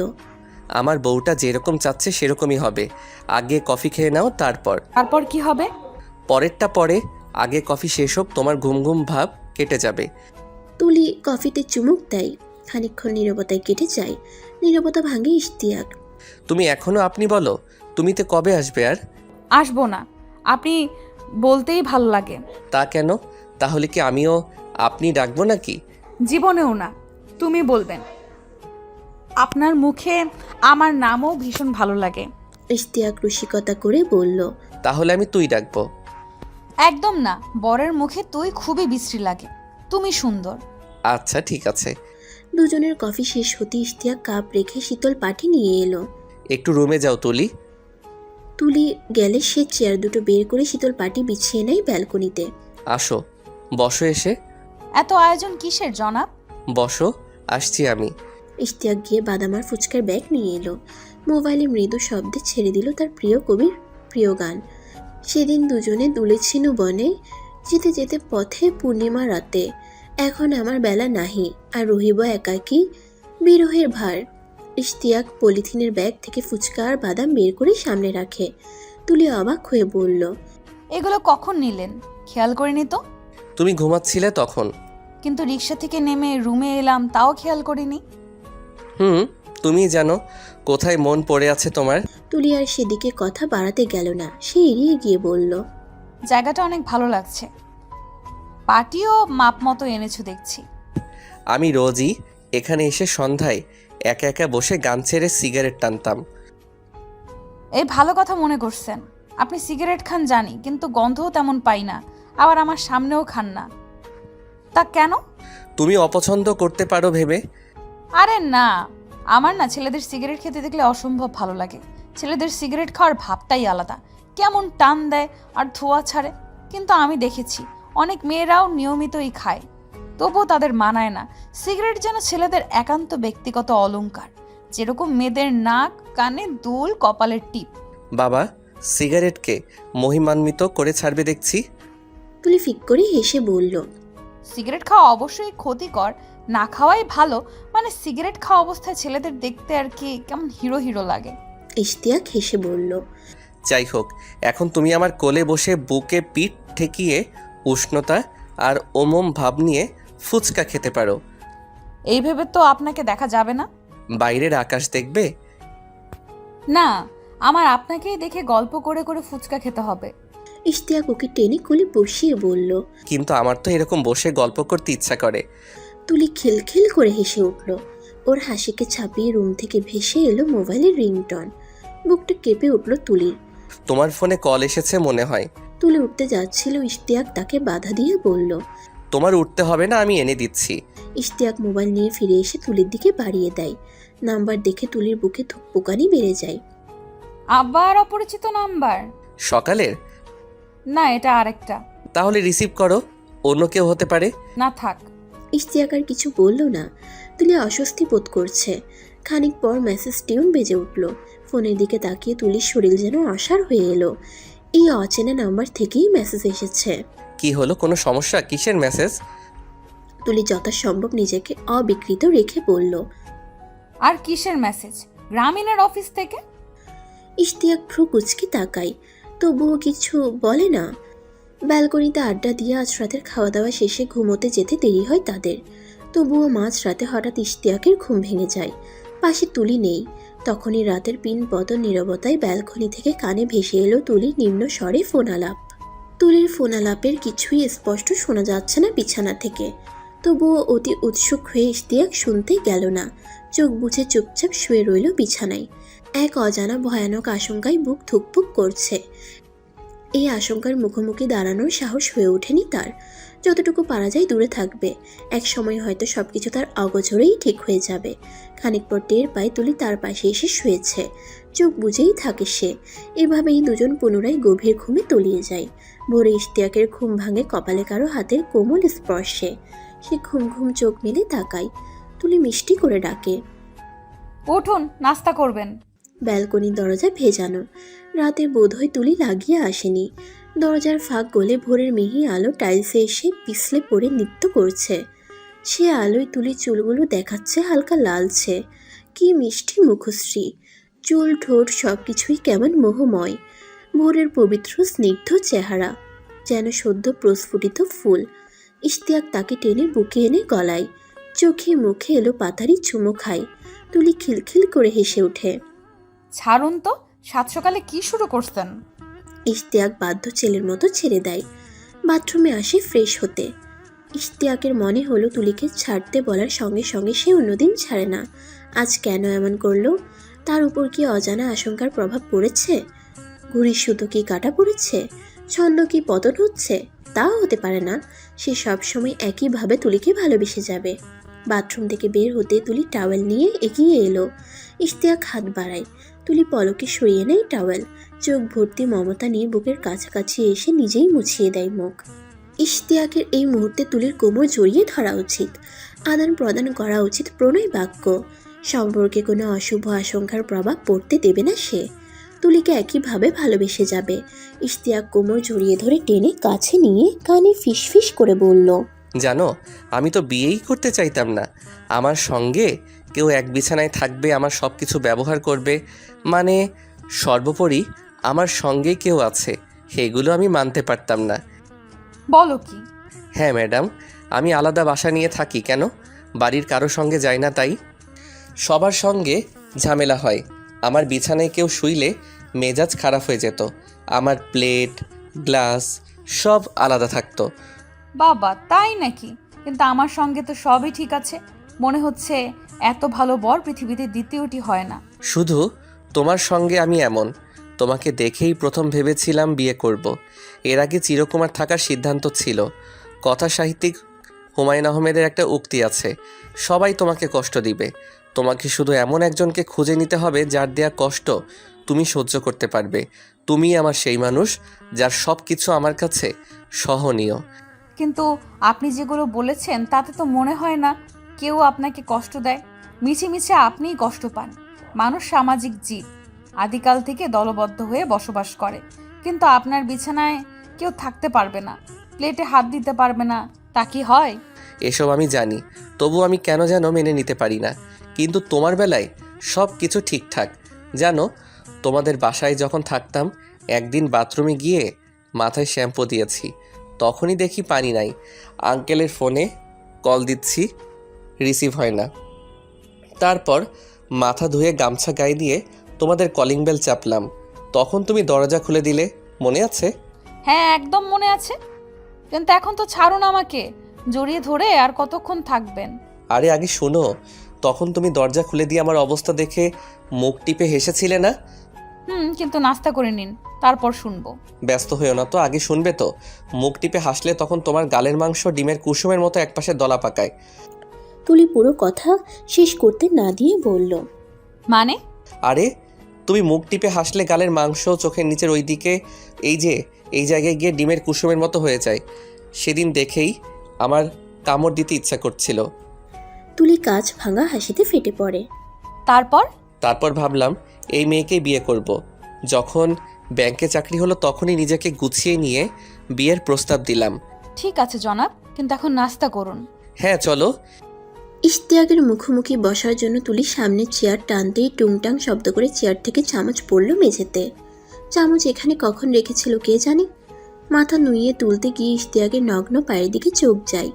এক পায়ের উপর আরেক পা রাখা, কি নান্দনিক দৃশ্য। ফর্সা পায়ের বুড়ো আঙ্গুলে পাতলা লোম। পুরুষ মানুষের পাও এত সুন্দর হয় বুঝি। তুলির ইচ্ছা করেছে পা দুটো কোলে তুলে বিড়ালের মতন আদর করতে। কি হলো, টেবিলের নিচে ঘুমিয়ে গেলে নাকি? তুলি মুচকি হেসে উঠতে উঠতে বলল, চুম্বুকে আটকে রেখেছে। কি সব আবোল তাবোল বলো। আচ্ছা, আপনার পা লম্বা করে আমার কোলে রাখবেন? ইশতিয়াক ভ্রু কুচকে বলল, কিভাবে? চেয়ারে বসে আছেন তো, সেখান থেকে বসে আমার কোলে রাখবেন পা। তা কেন? রাখুন না প্লিজ। ইশতিয়াক পা লম্বা করে কোলে দেয়। তুলি বাঁ হাতে দুপা জড়িয়ে ধরে বসে। প্রতিদিন এইভাবে খাবো, আপনি পা কোলে দেবেন।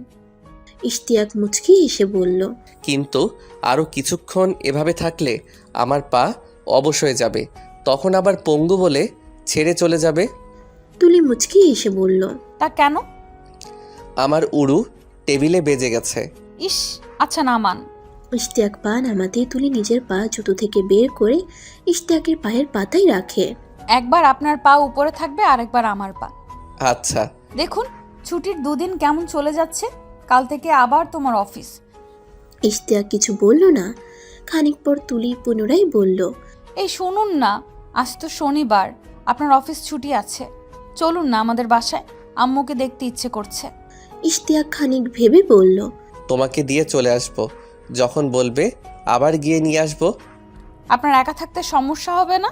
না, একা থেকে আমি অভ্যস্ত, তবে তোমাকে মিস করব, আর মিস করলে চলে যাব, সমস্যা নেই। আচ্ছা ঠিক আছে জনাব। দুপুরে দুজন বের হয় রিক্সা নিয়ে। মামা মুগদা যাওয়ার আগে একটা মিষ্টি মাষ্টির দোকান দেখে থামাবে। তুলি চোখ পাকিয়ে বলল, তা কেন? দামান যাবে শ্বশুর বাড়ি। থাক, আমাদের বাড়িতে বাচ্চা কাচ্চাও নেই, এসব লাগবে না। তুমি তো ওই বাড়ির বাচ্চা, যে কিনা খেতে বসে বলে পা কোলে দিন, যেন না দিলে খাবে না। তুলি ফিক করে হাসে। তাই বলে বাচ্চা মেয়ে? তো বাচ্চা মেয়ে না, বাচ্চা ছাড়া কেউ বলবে একবার আপনার পা উপরে থাকবে আরেকবার আমার পা? তুলি মুখে হাত দিয়ে খিলখিল করে হাসে। তো আমি বাচ্চা হলে কি হলো? বাচ্চা বলি তুমি যে কয়দিন থাকবে তার জন্য আইসক্রিম চকলেট এসব নিব। দোকানের কাজ সেরে দুজন খুনসুটি করতে করতে চলে এলো মুক্তা। তুলি আগে গেট খুলে ভেতরে গেল। এখান থেকে প্যাসেজ গিয়ে লেগেছে মেইন দরজায়। বাঁ পাশে বাউন্ডারি ঘেঁষে কিছু ফুল গাছ আর টবে চারা দেখা যাচ্ছে। তুলি কলিং বেল চাপ দিয়ে কাজের মেয়ে এসে দরজা খুলে দিয়ে আপা আসছে বলে জড়িয়ে ধরলো তুলিকে। ইশতিয়াক ব্যাকপ্যাক দিল ওর কাছে, তাকে সিটিং রুমে বসিয়ে তুলি ভেতরে গেল। তুলির মা হুসনা বেগম এলেন। ইশতিয়াক সালাম দিল। তোমরা আসবে জানতাম না তো বাবা, বোকা মেয়েটাও বলেনি, জানলে ওর বাবা বাসায় থাকতেন। তুমিও নাকি আজ থাকবে না? সমস্যা নেই আম্মু, আমি আবার নিতে আসবো তো। থাকবে না কেন বাবা? এখান থেকে তো একটু আগে বের হলেই অফিসে যেতে পারবে। আজ একটু কাজ আছে। কুশল বিনিময় শেষে তুলিসহ তারা চলে গেলেন। ইশতিয়াক সিটিং রুমে বসে টিভি দেখছে। কাজের মেয়ে নাস্তা দিয়ে গেল। তুলি একটু পরই শাড়ি চেঞ্জ করে সালোয়ার কামিজ পরে এলো। সালোয়ার কামিজ পরতে কি আরাম। ইশতিয়াক মুচকি হেসে বলল, তাহলে তাই পরবে, শাড়ি পরো কেন? আপনার জন্যই। আমি কিন্তু বেশিক্ষণ বসবো না। কি বলেন, খেয়ে দিয়ে যাবেন? আরে না, আমার কলিগদের সঙ্গে আজ আড্ডা দেব। ও আচ্ছা ঠিক আছে। কিন্তু বিদায় তো এখান থেকে নেওয়া যাবে না। আব্বু কখন ফিরবে ঠিক নাই, আর আম্মুকে ডেকে দিচ্ছি। আরে না, সেটা না, তো তোমার রুমে নিয়ে চলো। তুলি চোখ পাকিয়ে বলল, কেন? বিদায় নিব। তার জন্য রুমে যাওয়ার কি আছে? রুমে নেওয়া কি নিষেধ? তাহলে থাক। আরে না, চলুন। ইশতিয়াক রুমে এসেই দরজা লাগিয়ে দেয় ভেতর থেকে। তুলি আতকে উঠে বলল, এটা কি হলো? ইশতিয়াক মুচকি হেসে ওর দিকে এগিয়ে গেল। তুলি পিছু যেতে যেতে খাটের কাছে গিয়ে আটকে যায়। ইশতিয়াক ওর মুখটা আজলা করে ধরে চোখে চোখ রেখে স্লথ গতিতে দুজনের ঠোঁট ঢুকে পড়ে অপর ঠোঁটে। তুলি নিজেকে ছাড়িয়ে নিয়ে ইশতিয়াকের পুরো মুখে চুমু খায়। ঠিক আছে, এবার যেতে পারি, বিদায় নেওয়া হয়ে গেছে। ইশতিয়াক পা বাড়িয়ে দরজা খোলার আগেই আবার তুলি ঝাপটে ধরে পেছন থেকে পিঠে গাল চেপে ধরে থাকে। কি হলো? তুলি অস্ফুটে বলে। যেতে দিতে ইচ্ছে করছে না, থেকে যান প্লিজ। ইশতিয়াক ঘুরে তাকে বুকে জড়িয়ে নেয়। আমি কাল আবার অফিস থেকে সোজা চলে আসবো ম্যাডাম, এখন যাই। তুলি মাথা তুলে তাকিয়ে বলল, আচ্ছা যান, কিন্তু কাল রাতে শিওর আসবেন। আচ্ছা বলে ইশতিয়াক আবার কপালে চুমু খেয়ে বের হয়ে গেল। ইশতিয়াক কলিগদের সঙ্গে আড্ডা দিয়ে রাতে ফিরেছে বাসায়। খাওয়ার ঝামেলা বাইরেই চুকিয়ে এসেছে। এখন হাত মুখ ধুয়ে লম্বা ঘুম দেবে। বিছানায় যেতেই এলো তার মায়ের কল। ভালো মন্দ কথা বলে ফোন রেখে ঘুমিয়ে যায়। ঘুম ভাঙল অচেনা নাম্বার থেকে কল পেয়ে। ইশতিয়াক তাকিয়ে দেখে ঘড়িতে 7টা বাজে। বিরক্ত হয়ে ফোন রিসিভ করলো। হ্যালো। আসসালামু আলাইকুম ভাই, আমি রফিক। ওই দিন কাশবনে পুলিশের সঙ্গে ছিলাম, পরনে ছিল হলুদ গেঞ্জি। ছেলেটির পরিচয় শুনে ইশতিয়াক শোয়া থেকে উঠে বসে বলল, হ্যাঁ চিনতে পেরেছি, কিন্তু এখন আবার আপনি আমার কাছে কি চান? ফোনের উপাস থেকে রহস্যের হাসি ভেসে এলো। তারপর ছেলেটি বলল, ভাই চাওয়ার তো কথা আপনার, আপনার অগোচরে কত কিছু যে হয়ে যাচ্ছে টেরই পাচ্ছেন না। দেখুন ভাই, সাত সকালে কল দিয়ে নাটক করবেন না। আমার অফিস আছে, আমি 8টায় উঠে গোসল খাওয়া দাওয়া করে অফিসে বের হই। আপনি ভোরে কল দিয়ে ঘুম নষ্ট করেছেন। ভাই জীবনেই যেখানে নষ্ট হয়ে যাচ্ছে সেখানে ঘুমিয়ে কি হবে? সত্যি বলতে আপনাকে দেখে ভালো মানুষ মনে হয়েছে। দুদিন থেকে ভেবেই যাচ্ছি দুনিয়াতে বুঝি ভালো মানুষের সঙ্গেই শুধু এমন হয়। ভাই আপনি কি বলতে চাচ্ছেন বলুন, না হয় আমি কল কেটে দেব। ভাই আপনাকে জরুরি কিছু তথ্য দিতে চাচ্ছি। ওই দিন ভাবি টাকা দিয়ে বললেন আপনাকে না শোনাতে, তাই কিছু বলিনি, কিন্তু আজ ভেবে দেখলাম তাতে আপনার বিরাট ক্ষতি হচ্ছে। ইশতিয়াকের বুকের ধুকপুকানি বেড়ে গেছে। পায়ের তালু ঘেমে যাচ্ছে। সে শঙ্কিত হলেও বুঝতে দিল না রফিককে। বিরক্তি নিয়ে বলল, আরে ধুর ভাই, কথা এত না পেঁচিয়ে বলুন কি হয়েছে। ভাই এভাবে তো বলা যাবে না। ভাবি আমাকে ভ্যানিটি ব্যাগে যত টাকা ছিল সব দিয়ে গেছে আপনাকে না বলার জন্য। কী সব আবল তাবল কথা বলছেন? ও কখন টাকা দিল? টাকা যে দিছে সেটারও ভিডিও আছে ভাই। টাকা কেন দিছে? আমি ভাবির ফোন হাতে নেওয়ার পর দেখি একটা নাম্বার থেকে অনেক কল এসেছে, সঙ্গে একটা মেসেজ। সেখানে লেখা আমাদের পুরনো কিছু ছবি দিয়েছি, হোয়াটসঅ্যাপ দেখো। আমি তখন হোয়াটসঅ্যাপে গিয়ে পাই। কিসের ছবি? এরকম তো হবে না ভাই, ভাবি আমাদের টাকা দিয়ে গেছে আপনাকে না দিতে। আর ভাই আরেকটা সমস্যা দেখা দিছে, আমার সাথের ছেলেটা ভিডিও আর ছবিগুলো যখন তখন নেটে দিয়ে ভাইরাল করে দিতে পারে। ওর নাকি কিসের একটা পেজ আছে, সেটার রিচের জন্য, ভাইরাল করার জন্য। এগুলো নাকি একেবারে পারফেক্ট। তখন তো আপনার ইজ্জত যাবে।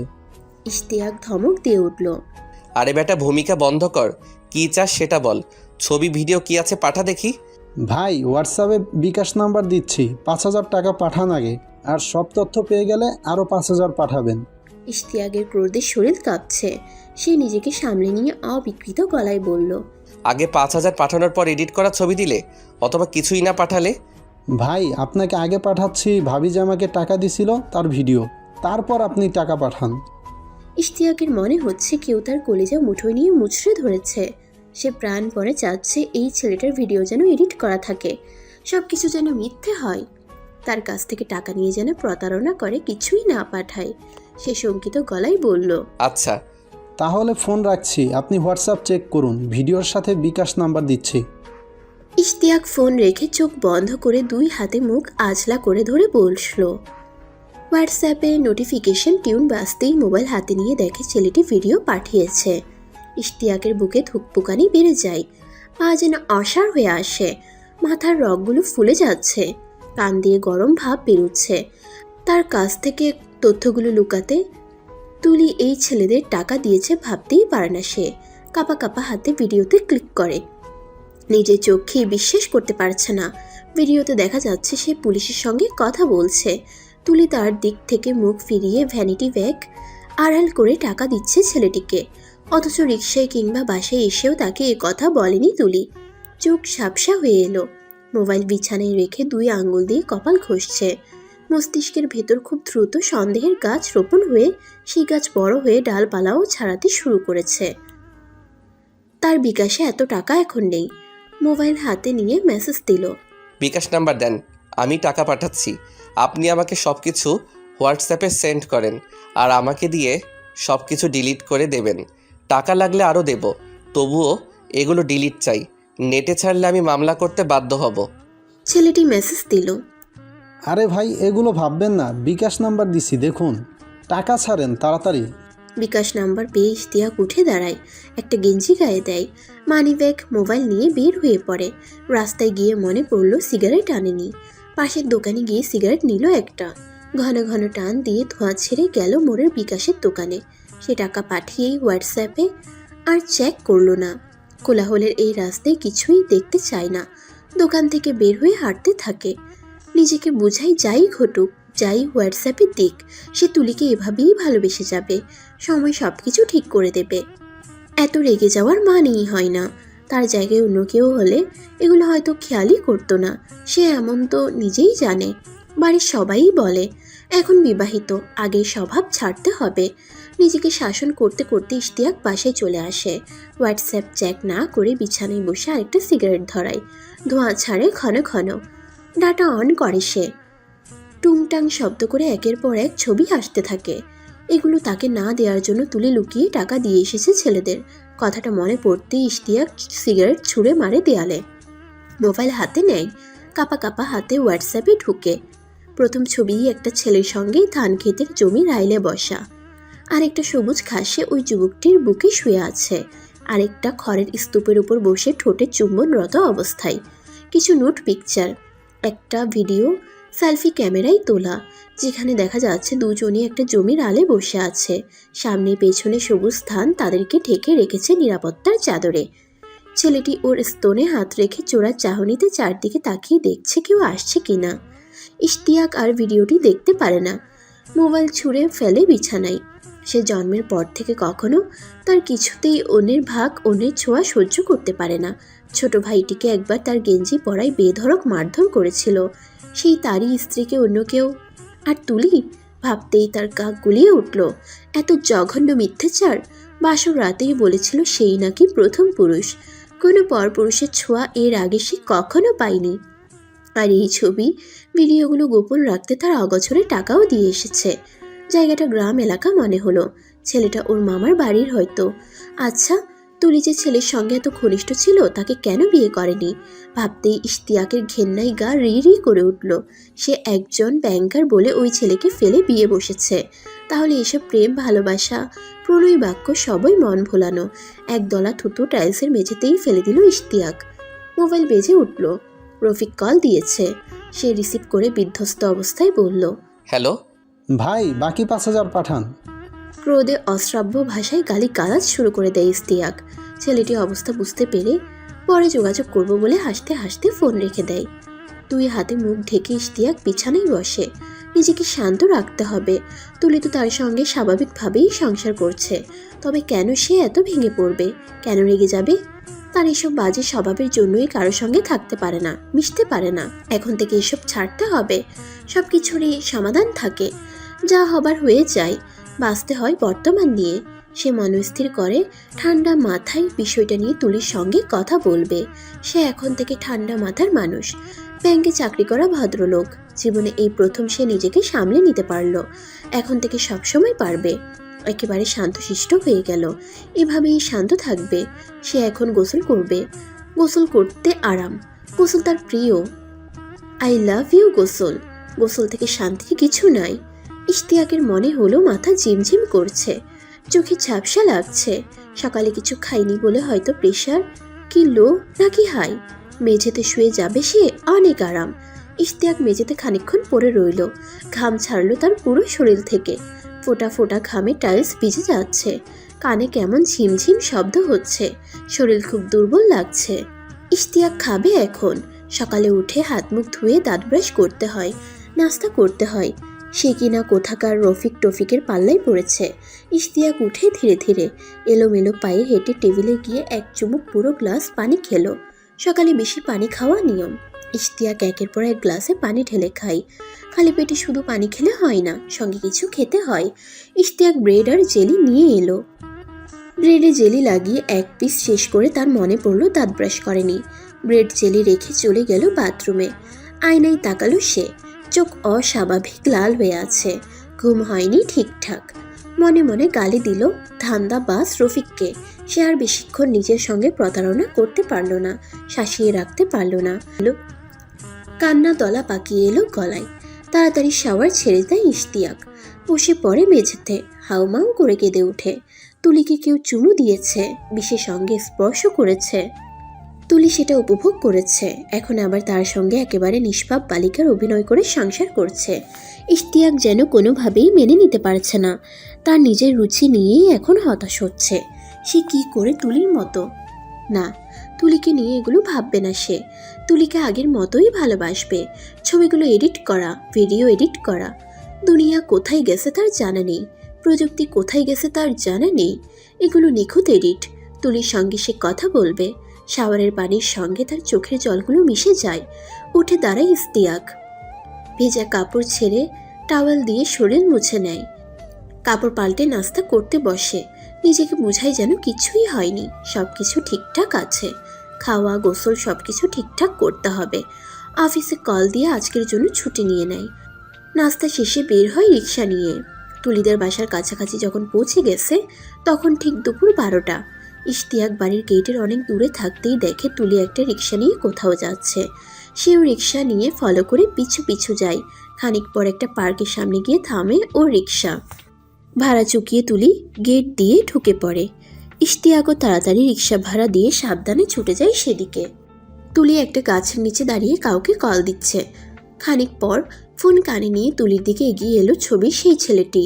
তুলিকে দেখেই ছুটে গিয়ে জড়িয়ে ধরে কেঁদে ফেলল। তুমি কিভাবে পারলে আমাকে রেখে বিয়েতে বসতে? কিভাবে পারলে তুমি? আমাদের কত স্মৃতি, আমরা একে অন্যের শরীরের প্রতিটার পশম পর্যন্ত চিনে, আর তুমি এখন বলো আমাকে চেনোই না। এরকম কেন করলে আমার সঙ্গে? জানি তুমি বাধ্য হয়ে বিয়েতে বসেছো, আমার তাতে কিছু যায় আসে না।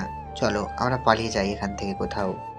কথাগুলো শুনে ইশতিয়াকের মাথায় যেন আগুন ধরে যায়। পুরো শরীরের লোম মাথা তুলে দাঁড়িয়েছে। কান দিয়ে বেরোচ্ছে গরম তাপ। হাতের মুষ্টি শক্ত হয়ে এসেছে। তার চোখে বিশ্বাস করতে পারছে না। সে কি কোনো স্বপ্ন দৃশ্য দেখছে? ছেলেটি তুলিকে জড়িয়ে ধরে একের পর এক অভিযোগ করে যাচ্ছে। তুলি কোনো জবাব দিতে পারছে না। নির্বাক হয়ে দাঁড়িয়ে আছে সে, কারণ স্পষ্ট দেখতে পাচ্ছে অদূরে দাঁড়িয়ে আছে ইশতিয়াক। চোখ দুটো থেকে যেন আগুনের স্ফুলিঙ্গ বেরোচ্ছে। কেমন বিধ্বস্ত দেখাচ্ছে মানুষটিকে। ইশতিয়াক এদিকে এগিয়ে আসছে। তার এখন কি করা উচিত? কি হচ্ছে এসব? তুলি কিছু বুঝে ওঠার আগেই ছেলেটার গলা আর ঘাড় ধরে ইশতিয়াক হ্যাঁচকা টান দিয়ে ফেলে দিল মাটিতে। তুলিও টাল সামলাতে না পেরে পড়ল গিয়ে একটা গাছের গোড়ায়। পলকে ছেলেটি মাটি থেকে উঠে তুলিকে তুলে দিয়ে ইশতিয়াকের দিকে ধেয়ে এসে বলল, এই মিয়া, আপনি কে? আমি ওর হাজবেন্ড। ছেলেটি খানিকক্ষণ ইশতিয়াকের মুখের দিকে তাকিয়ে থেকে পায়ে পড়ে গেল। ভাই বিশ্বাস করেন, ওকে ছাড়া আমি বাঁচবো না। আমি জানি ওকে জোর করে বিয়ে দেওয়া হয়েছে। প্লিজ ভাই, আপনি আমার হাত তুলে দেন ওকে। প্লিজ ভাই, আপনি আমার হাতে তুলে দিন ওকে। কথাটি শেষ করার আগে ইশতিয়াক প্রচণ্ড জোরে ছেলেটির গালে চড় দিয়ে পা ছাড়িয়ে নিয়ে বুকে লাথি মেরে ফেলে দেয় মাটিতে। তুলি বিস্ময়ে এতক্ষণ নির্বাক হয়ে দাঁড়িয়েছিল। চেতনা যেন ফিরে পেল সে। ছুটে গিয়ে ইশতিয়াকের হাত ধরে বাধা দিল। পার্কের অন্য উৎসুক জনতাও এদিকে ছুটে এসেছে। ইশতিয়াক ঘুরে লোক সম্মুখেই তুলির গালে চড় বসিয়ে দিল। চরিত্রহীন মেয়ে, বিয়ের পরও আগের নাগরের সঙ্গে পার্কে এসেছিস? তুলির বিস্ময়ের চরম সীমা অতিক্রম হয়ে যায়। সে গালে হাত দিয়ে অবাক চোখে তাকিয়ে আছে ইশতিয়াকের মুখের দিকে। আর কিছুই বলার নেই তুলির। সে নিজেকে নির্দোষ প্রমাণ করার শক্তি হারিয়ে বোবা হয়ে গেছে। তুলিকে জনের সম্মুখে টেনে হিসড়ে পার্ক থেকে নিয়ে বের হয়ে গেল ইশতিয়াক। রিক্সা ডেকে নিয়ে এলো বাসায়। তুলি পুরো রাস্তা চুপচাপ শূন্য দৃষ্টিতে রাস্তার দিকে তাকিয়ে আছে। রিক্সা যাচ্ছে, টুংটাং শব্দ, গাড়ির হর্ন, রং বেরঙের পোশাক পরা মানুষ। কিছুই যেন তুলি দেখছে না, শুনছে না। থমথমে মুখ, শূন্য দৃষ্টি, একেবারে যেন অনুভূতিহীন পাথর সে। বাসার গেটের সামনে রিক্সা থেকে নেমে ইশতিয়াক হাত ধরেই টেনে নিয়ে এলো উপরে। তুলি কেবল হতবুদ্ধি হয়ে দেখছে। ইশতিয়াকের এই অজানা রূপ দেখে সে মুখ হয়ে গেছে। বাসায় আসার পর দরজা বন্ধ করে হ্যাচকা টান দিয়ে যেন তাকে ছুঁড়ে ফেললো বিছানায়। তুলি বিছানায় পড়ে ঘাড় ঘুরিয়ে তাকায় ইশতিয়াকের দিকে। একদম অচেনা এক হিংস্র পুরুষ। চোখের সামনে ইশতিয়াক প্যান্টের বেল্ট খুলে মোবাইলে সেই ছবিগুলো বের করে বলল, তোর মতো নষ্টা মেয়ে আমার বউ, ভাবতেই ঘেন্না লাগছে। এই খানকে এই ছবিগুলো কি তুই না আর কোনো পুরুষের ছোঁয়াই পাসনি? তুলি যেন কথাগুলো শুনতেই পারছে না। চোখের সামনে যা দেখছে সবই যেন স্বপ্ন দৃশ্য। ইশতিয়াকের হাতে বেল্ট, বাজে শব্দ ভীষণ কানে এসে লাগলো। আর কি বাকি আছে? সে আর ছবিগুলোর কি ব্যাখ্যা দেবে? দিয়ে কি হবে? লোক সম্মুখে চর, রিক্সা থেকে টেনে উপরে নিয়ে আসা, এখন আবার প্যান্টের বেল্ট। তুলি ভাবতেই পারে না। আচমকা পিঠে আঘাত পেয়ে তুলি আর্তনাদ করে উঠল। এখন কথা বেরোচ্ছে না, তাই না? হাতে নাতে জড়াজড়িতে ধরা পড়ে মুখ বন্ধ। নাগরকে যখন ভুলতেই পারবি না, বিয়েতে বসলি কেন? টাকার লোভ? ব্যাংকার জামাই শুনেই বিয়ে বসে গেছিস? আবার বেল্ট দিয়ে প্রহার করলো ইশতিয়াক। মোবাইলের ভিডিও প্লে করে বলল, মিথ্যকের বাচ্চা, বলেছিলি তোকে কেউ স্পর্শ করেনি, তাহলে এসব কি? তুলির বিস্ময় আর ধৈর্যের ভাত যেন ভেঙে গেল, যেন চেতনা ফিরে পেল এখন। তাকে বেল্ট দিয়ে আঘাত করেছে ইশতিয়াক। লোকটি তার গায়ে হাত তুলল, অশ্রাব্য ভাষায় গালাগাল করছে। কিছু বোঝার আগে, জিজ্ঞেস করার আগেই জনসম্মুখে চর মেরে অপমান করলো। তাকে নিজের মা বাবাও কখনো এরকম গালি দেয়নি। আর ইশতিয়াক কিনা, ঘেন্না লাগছে তুলির। এমন একটা জঘন্য মানুষ তার স্বামী, যে স্ত্রীকে কিছু না বুঝে অন্যায়ভাবে অশ্রাব্য ভাষায় গালি দেয়, গায়ে হাত তুলে। এই ঘটনা না ঘটলে তো সে ইশতিয়াকের এমন হিংস্র রূপ দেখতে পেত না। সে এখনো এখানে কি করছে? বিয়ের আগে শুয়েছিস তো শুয়েছিস, এখন আবার পার্কে গিয়ে জড়াজড়ি? কথাগুলো বলে ইশতিয়াক পুনরায় প্রহার করতেই বেল্ট ঢুকে গেল তুলির হাতের মুঠোয়। এলোমেলো চুল, শূন্য পাথর দৃষ্টি, চোখের পলকে একটা চট দিয়ে লাগালো ইশতিয়াকের গালে। পাগলের বাচ্চা, সেই মেয়েটি আমি নই। ইশতিয়াক হেসে উঠে চুল মুঠো ধরে বলল, আবার মিথ্যে কথা? ছবিগুলো মিথ্যে হলে নাগরের সঙ্গে দেখা করে জড়াজড়ি করতে গেলি কেন? তুলি হ্যাচকা টানে হাত ছাড়িয়ে বলল, তোর কাছে আর নিজেকে নির্দোষ প্রমাণ করার চেষ্টা করে নিজেকে ছোট করার ইচ্ছা নাই। তুলি বিছানা থেকে ওড়না নিয়ে দরজা খুলে বেরিয়ে গেল। ইশতিয়াক আটকে রাখার চেষ্টা করলো না, অস্ফুটে বলল, হ্যাঁ, চোরের মেয়ের বড় গলা তো থাকেই। ছবি মিথ্যে, জড়াজড়ি মিথ্যে, সেই মেয়েটি তুমি নও, সেটা ভূত। ভাগ এখান থেকে। কথাগুলো বলে ঘেন্নায় সে থুতু ফেললো মাটিতে। কথাগুলো শুনে তুলির মুখে বিষাদ মাখা হাসি ছড়িয়ে গেল। পেছনে না তাকিয়ে প্রস্থান করলো সে বাসাতে। তুষারের হাতে তুলির ভ্যানিটি ব্যাগ। সে ঘটনার আকস্মিকতায় হকচকিয়ে গিয়েছিল। খানিক পর রিক্সার পিছু পিছু ছুটে গিয়েও তুলিদের হারিয়ে ফেলল। দুঃখে কষ্টে ঘিরে যাবে ফুপুর বাসায়, তখনই মনে পড়ল তুলির ভ্যানিটি ব্যাগ পার্কে গাছের গোড়ায় পড়ে আছে। সেটা নিয়ে যায়নি তুলি। কেউ পেয়ে গেল কিনা কি জানে। পুনরায় সে দৌড়ে ছুটে যায় পার্কে। গাছের নিচেই শেষে পায় ব্যাগ। ব্যাগের ভেতর তেমন কিছুই নেই, কিছু টাকা, মোবাইল আর মেয়েলি সাজগোজের জিনিসপত্র। তুষার মোবাইল হাতে নিয়ে দেখেছে লক করা। এই মোবাইল সে তুলির কাছে ফিরিয়ে না দিলে কিভাবে যোগাযোগ করবে ওর সঙ্গে? এই নাম্বার ছাড়া আপাতত তার কাছে কিছুই নেই। ওর বাসার ঠিকানা সে জানে না। নাম্বারটাও খুঁজে পেয়েছে ভাগ্য গুণে। তুলি ব্যাগের খোঁজে এখানে আসবে এই আশায় সে পার্কে বেঞ্চে শুয়ে আছে। চোখে সোজা গাছের ডালে কিছু কাক বসে কর্কশ গলায় কা কা করছে। সে ভাবছে তুলির বরকে নিয়ে। লোকটা ভালো না। লোক সম্মুখে স্ত্রীর গায়ে হাত তুলেছে। টাকা পয়সা হলেই হয় না, এই সংসার ওর ছেড়ে দেওয়াই উচিত। লোকটা নিশ্চয়ই মদ গাঁজা খায়, না হলে এমন বদমেজাজি হয় নাকি? কিন্তু ওর সঙ্গে সে এখন কিভাবে যোগাযোগ করবে? মোবাইলই তো ফেলে চলে গেছে। এটা পৌঁছে যে দেবে, বাসার ঠিকানাও সে জানে না। জোহরের আজান দিচ্ছে মসজিদগুলোতে, সে তো এখনো এলো না। মোবাইলের জন্য কি মনে পড়া মাত্রই ছুটে আসার কথা না? তুষারের মোবাইল ফোন বেজে উঠে। নাম্বার দেখে সে অবাক হয়ে অস্ফুটে বলে, স্যারের কল। রিসিভ করলো তুষার। ভয়েস শুনেই সে হাঁপ ছেড়ে বাঁচে। তোমার ভ্যানিটি ব্যাগ আমার কাছেই আছে। ওপাশ থেকে বলল, ভ্যানিটি ব্যাগ মানে? কি যা তা বলছো? আগে আমার কথা শোনো, যা করার তাড়াতাড়ি করতে হবে। তুষার নাম্বার আবার দেখে। কিছুই সে বুঝতে পারছে না। ভ্যানিটি ব্যাগ তো ওরই, তবুও সে এসবে না গিয়ে বলল, হ্যাঁ বলো, কি করতে হবে? আমি এই মুহূর্তে সিলেট শাহজালাল মাজারে আছি। খুব কষ্টে বাবার মোবাইল নিয়ে পালিয়ে এসেছে। এখানকার কিছুই আমি চিনি না, টাকা পয়সাও আমার কাছে নেই। তুমি এখনই রওনা দাও। তুষার অবাক হয়ে বলল, আশ্চর্য, তুমি সিলেট গেলে কখন? এসব এখন শোনার সময় নেই তুষার, আগে আমাকে নিতে আসো। এই মোবাইলও খুব বেশি চার্জ নেই।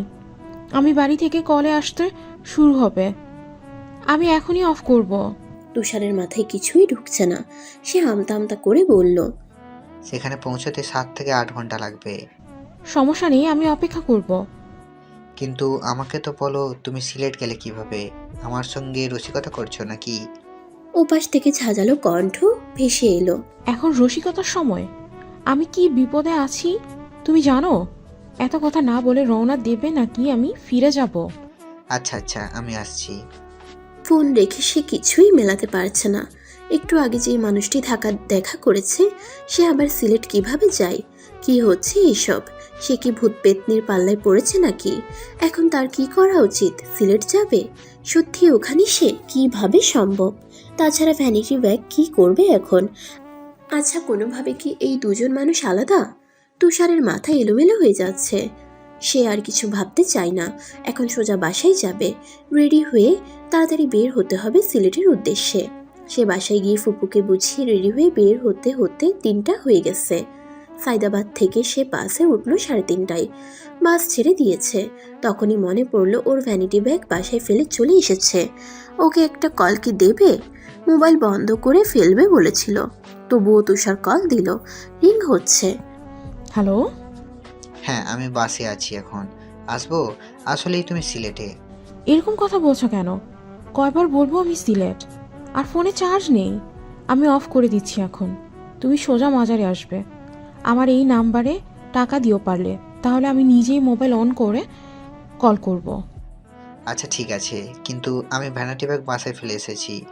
কিন্তু যে আমার সঙ্গে দেখা করেছে সেই মেয়েটি তুমি হলে তো এখন সিলেটে থাকার কথা না। তাহলে ভ্যানিটি ব্যাগ নিয়ে যাবোই বা কেন? আরে ধুর, তোমার কিসের ভ্যানিটি ব্যাগ আর সেই মেয়ে? কি আবল তাবল বকছো? আচ্ছা আচ্ছা, আমি আসি, তারপর সব বলছি। হুসনা বেগম তুলির দরজায় ডাকাডাকি করছেন। কি হয়েছে বলবি তো তুলি? সে যে এসে দরজা বন্ধ করে ভিতরে আছিস, আর তো বেরিয়ে হচ্ছিস না। তুলি ভেতর থেকে বলল, কিছুই হয়নি মা, আমি ঠিক আছি। সেই কখন থেকে তো বলছিস ঠিক আছিস, কিন্তু দেখে তো মনে হয়েছে কিছু একটা সমস্যা আছে রে মা। কাজের মেয়েটি বলল, আন্টি, আপারে হাতে ব্যাগও ছিল না আসার সময়ে।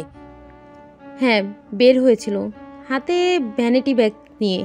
তিনি আবার ডাকলেন, তুলি, তোকে ছিনতাইকারী ধরেছিল নাকি? ও পাশ থেকে কোনো জবাবই এলো না। রহিমা, দেখ তো আমার মোবাইল কোথায়? তুলির নাম্বারে কল দিয়ে দেখি। রহিমা গিয়ে মোবাইল নিয়ে এলো। তিনি তুলির নাম্বারে অনেকগুলো কল দিলেন। রিং হচ্ছে কিন্তু কেউ রিসিভ করছে না। রহিমা কান লাগিয়ে দেখে এসে বলল, আপারে রুমের কোনো রিংও হয় নাই আন্টি, তাহলে আপারে ছিনতাইকারী ধরছে মনে হয়। হুসনা বেগম আবার ডাকতে লাগলেন। দরজা খুলতো মা, কি হয়েছে তোর? তুলি দরজা খুলে দিয়ে বিছানে গিয়ে উপর হয়ে শুয়ে কাঁদতে লাগলো। হুসনা বেগম গিয়ে তুলির পাশে বসে আটকে উঠলেন। ওর ঘাড় নিচে এটা কিসের দাগ? কি হয়েছে তুলির?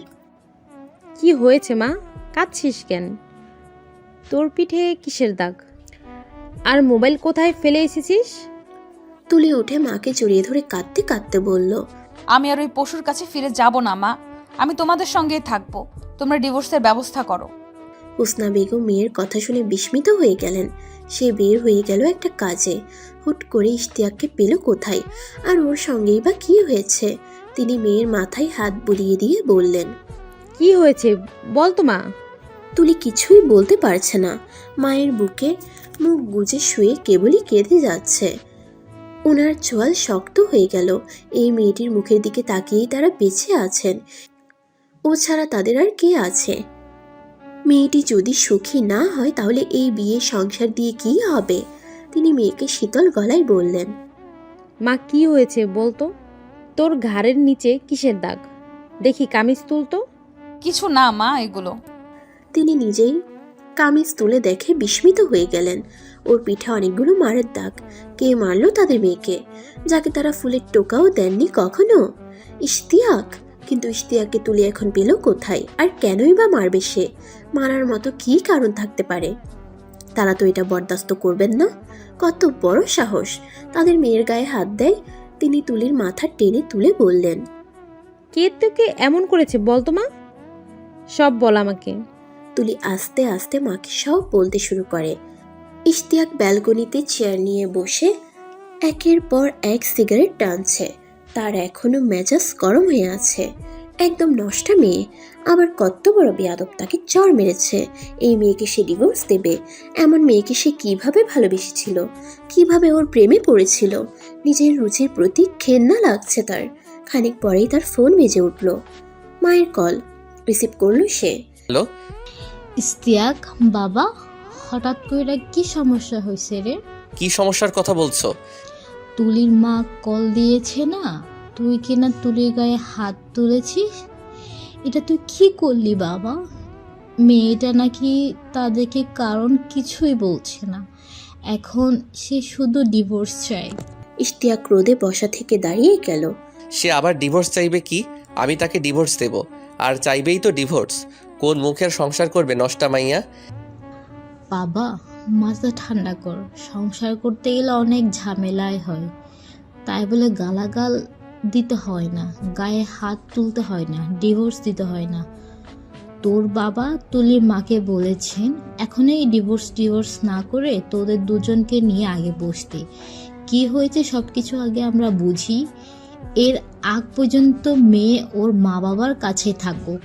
এত বোঝাবুঝির কিছু নাই মা, এই মেয়ের সঙ্গে সংসার করতে পারবো না। তুই কোনো মেয়ের সাথেই সংসার করতে পারবি না ইশতিয়াক, এই ভালো মেয়ে তাই এতদিন থেকেছে। তুলি ভালো শুনে ওকে অশ্রাব্য ভাষায় গালাগাল শুরু করলো ইশতিয়াক। তার বাবা মোবাইল নিয়ে বললেন, হ্যালো, আমার কথা শোন। হ্যাঁ বলো, কি বলবা?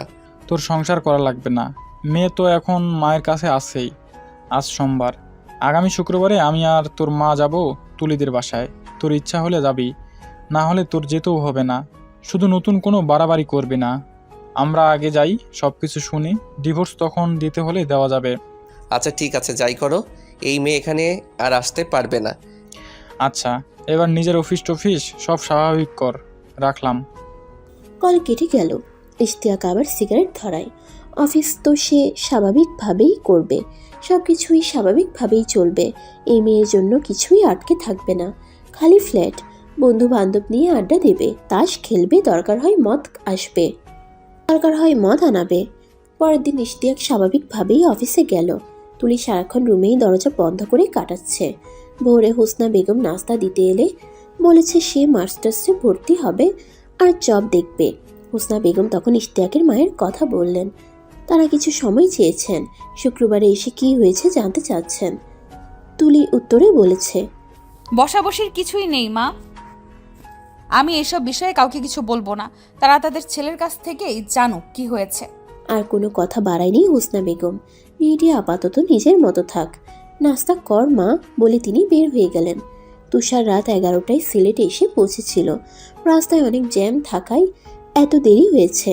মাজারে এসে যখন সে বিনোদিনীর সঙ্গে সাক্ষাৎ করে তখন 12টা ছুঁই। এই সময়ে ঢাকা ফিরে যাওয়া সম্ভব ছিল না। এদিকে অচেনা এই শহরে অবিবাহিত দুজন ছেলেমেয়ে কোথায় হোটেল পাবে তাও জানা নেই তাদের, তাই মাজারেই আলাদা বসে সময় কাটিয়েছে। এর ভেতরে দুজন নিজেদের কৌতূহলী প্রশ্ন করে সেরে নিয়েছে প্রয়োজনীয় কথাবার্তা। সব কিছু জেনে বিনোদিনী হতবাক।